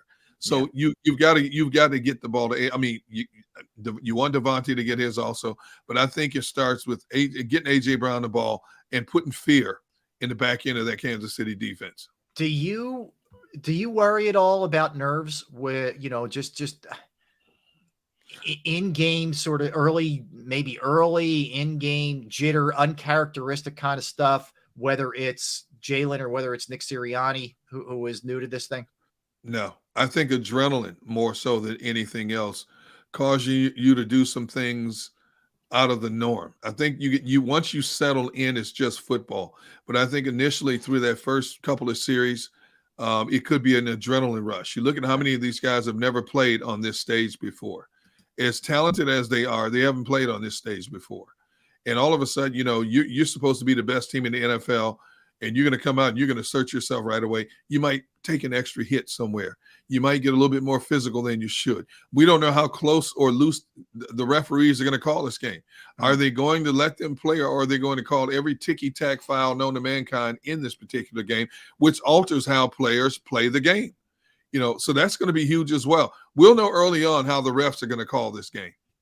Yeah, and it's Carl Cheffers, who's a guy who will throw flags. Absolutely. He's the crew chief. So we'll see how that ends up playing out. The other thing is, I thought it was an interesting answer. Nick Sirianni, they asked him, how are you going to feel when you're standing there and the anthem starts and the moment hits you that, you're playing in the Super Bowl. And he said, look, I try to guard against, being too much of a prisoner of the moment. He said, but if I'm being honest, I got to think about it. I mean, I'm a human being. This is what we strive for to play in this game. I'm going to soak it in for a second, but try not to let it seep into when it comes to game time. And I think that's going to be the challenge of the guys who haven't been there. That's also where Kelsey and Fletcher and BG and those guys can really help these other guys, saying, look, it's crazy. Like, we gotten through the hardest part earlier in the week. It's getting, the runway is getting more narrow. We're almost at game time. I think that's where the vets can really come in and help these dudes. Even the coaches can be helped by the veteran players. Oh, there's no question about it. The veteran leadership on this team has been tremendous all season long for this Eagles team, even more so. And you have just enough guys on both sides of the football who've been here before who can lend a helping hand in situations like this, whether it's calming down Jalen Hurts, calming down a young receiver like a Devontae Smith. Defensive side, you got plenty of veterans, from Fletcher, even Hargrave, who played in games like this. Guys like Darius Slay, they've never been on a stage like this before. And even though he's a seasoned vet, he could be susceptible also to stepping outside of the box and getting caught up in the moment just a little bit. So you've got the right core group of people in terms of the Brandon Grahams, Fletcher Cox, Lane Johnson, guys like that, to get in people's ear and to constantly remind them, okay, this is what's going to happen. Place is going to go nuts. National anthem, so on and so forth. Crowd's going to be crazy. You got to block all that out. Here's how you do it. Here's how you control that. We understand nerves are involved. We understand that adrenaline is going to be pumping at a level like you're not accustomed to. Here's how you rein that in and stay focused on what we're supposed to do. Don't let yourself step out of character and take an unnecessary penalty. Get out of position in a certain scheme. So the blueprint is there for them. They've talked about this for a couple of weeks. But then again, once the lights shine, all of a sudden, no matter, it's like your kid. You can tell your kid 20 times, don't do something. They're going to do it anyway. And you ask, why'd you do that? I don't know. But athletes are the same way. What in the world made you do that? I don't know what I was thinking at the time. It happens. Yeah. I hear you. Hey, I meant to get to this earlier, and we had just had a lot of other stuff going on. We'll get back to the game in a minute. But I thought it was really cool what the NFL did last night with DeMar Hamlin. He was on hand in Arizona, and just such a nice touch to have the medical staff from both teams, Cincinnati and Buffalo, and all the medical staff that helped him at the University of Cincinnati. That was just really cool, and you could tell. After he gave a speech, which was really nice, afterwards, it was like really emotional. They all kind of huddled around him, man. Yeah. It was pretty awesome. And I saw a lot of reporters on Twitter saying that were there. Not many dry eyes in the place. That's an incredible story. It's a story we don't hear much about football. We hear about, and even when it comes to stories that are borderline paralysis type stories. Yeah. But we don't hear stories about a guy having to be resuscitated twice before they got him to the hospital, and the comeback story of something like that, it just touches every emotional fiber in your body. Yeah. It just does. Whether you're a fan of that team or that person or not, man, it does. Well, there was also a part of me last night that as he was giving the speech, I'm like, wow, this dude is really at the Super Bowl giving a speech, like resuscitated twice. I mean, this guy was gone. On oxygen. It's incredible. On oxygen. And think about how quickly he walked out of that hospital after that. less than a week after that, he was out of the hospital. Yeah. I mean, the storyline, it's going to be a movie somewhere down the road. A movie's coming. Yeah. I mean, really, I don't know, man. I just hope the guy has a happy life, but I wonder if he's going to try and play football, man. There's some part of me believes because he's such a young, if it was an older player, I think an older player would say, I'm walking away from the game. I'm more concerned about my quality of life. I have a wife, I have kids, but I think because he's a young player and he will be thoroughly checked out. The best thing about it is he's under the NFL medical plan. So he'll have the best doctors, the best trainers to daily monitor his situation. If everybody is in unison and deems him healthy enough to get out there in the field again, I believe he'll try to play again. This is the once in a lifetime dream to play in the National Football League. It almost took your life. And luckily he's got a long way between now and next season to train, to be under medical care, to be studied, to be monitored, hooked up to all kinds of devices, to check his heart. They're going to take numerous stress tests, so on and so forth. If he's deemed medically fit to play, I believe he's going to get out there because it was a fluke accident. How many players trying to make tackles have we seen take direct shots to the chest and bounce up and continue playing? It's not only the chest. It has to be like the exact precise heartbeat. It had to be almost a perfect storm, if you will, of bad to happen to allow that. I think what we may see is more. I know the shoulder pads have some protection, but more of a required padding on the front end of things. Maybe that's something that comes out of this. I believe there's a company in New Jersey that already makes this pad that you put on the front of your chest. College teams have used it, but I don't think pro teams. I guarantee you the NFL is going to closely look at this and have discussions with that company and do tests on what exactly does it do to help keep our players healthier so that we don't have to endure this again. Some kind of pad that's a shock absorber. I saw the story shortly after the Hamlin situation went down, and I thought it was fascinating. Couldn't believe that it was not more of a national story even before that, because anytime the NFL comes out with a new piece of gear, whether it's a rib protector, whether it's modifying the helmet to absorb concussions better, it's always a big story. That has never been a big story until this incident happened. Yeah, I mean, other than in the poor guy who passed away in like 1971. I mean, we haven't seen this. Thank God. We haven't seen it, 50 years later. And it's a sport where we've seen players end up paralyzed, like a Darryl Stingley. Yeah. Look at how Adam Talaferro came back. They thought he would be paralyzed for life. Yeah. Now he does walk with a limp, but he went on and got his law degree. Now he's a lawyer in New Jersey. So we've seen a number of paralysis stories, guys who are temporarily paralyzed on the field.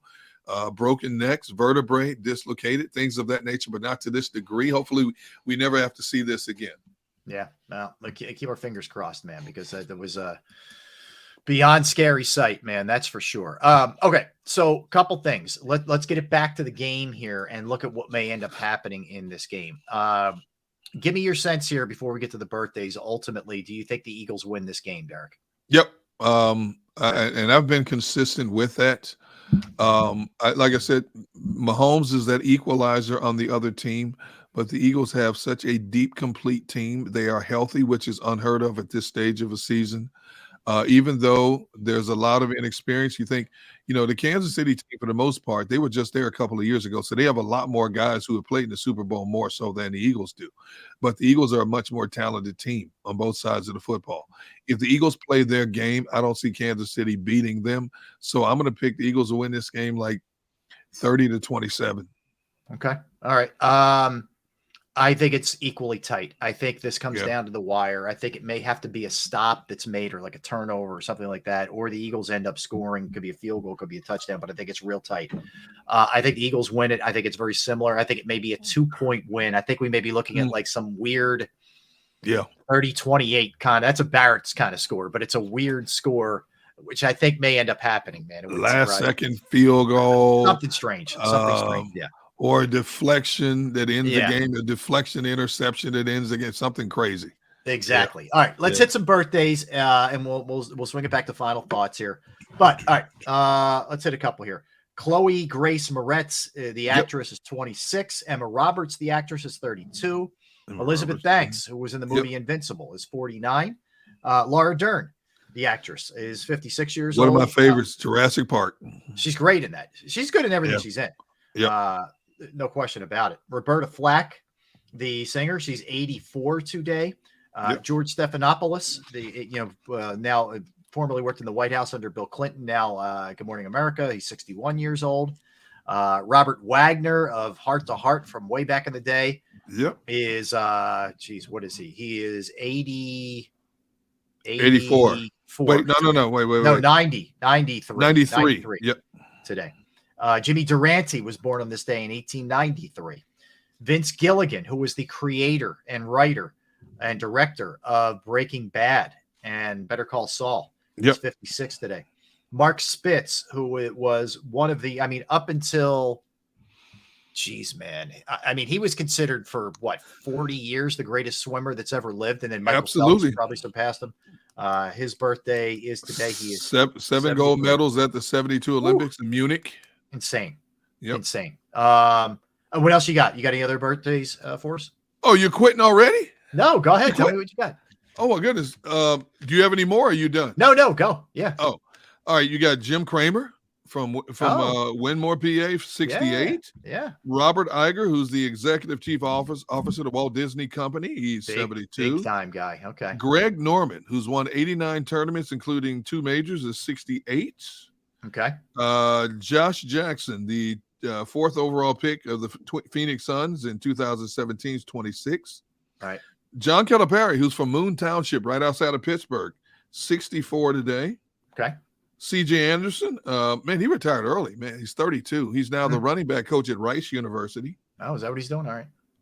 One of your favorites, Mia Khalifa. I saw that. I kept moving. She is an adult actress, I'm told. Oh, man. Cliff Burton, the guitarist from Metallica, died way too young. Yeah. You have Lon Chaney Jr. Lon Chaney Jr., man, I grew up on Lon Chaney. He played every horror role you could. He was Wolfman. He was Dracula.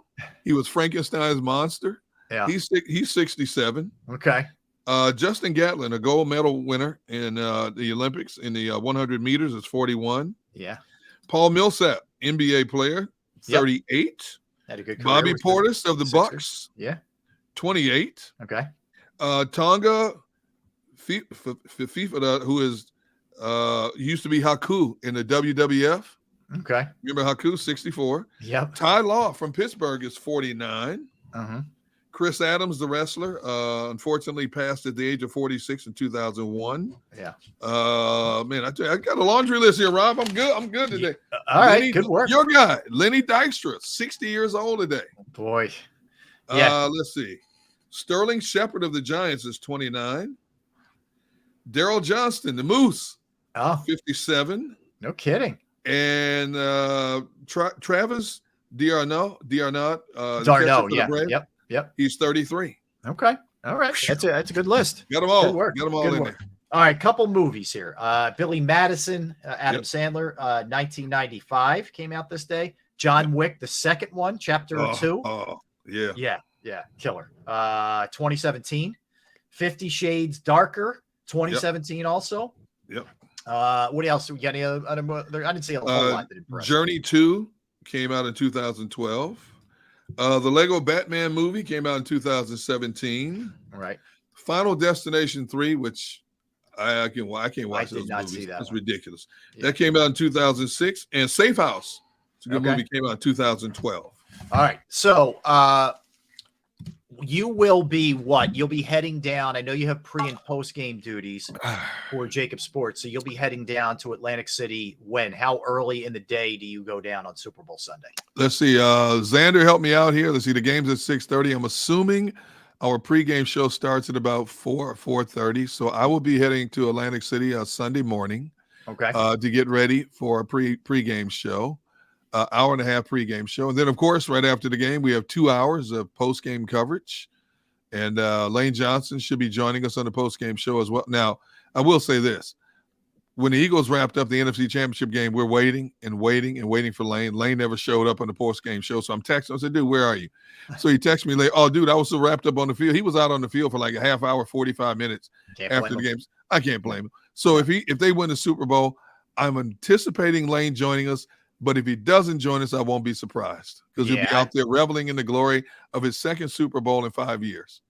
You know what we need to do? I mean, even look, it would be great if you had him on both, but if you got him on the post-game show, but also if the Eagles win and there's a parade, get a little Lane live from the parade. How cool would that be? Either Lane or maybe we can get Brandon Graham to join us live from the parade also. Oh, yes, BG. Yeah, maybe we can get that as well. Okay, all right, that would be cool.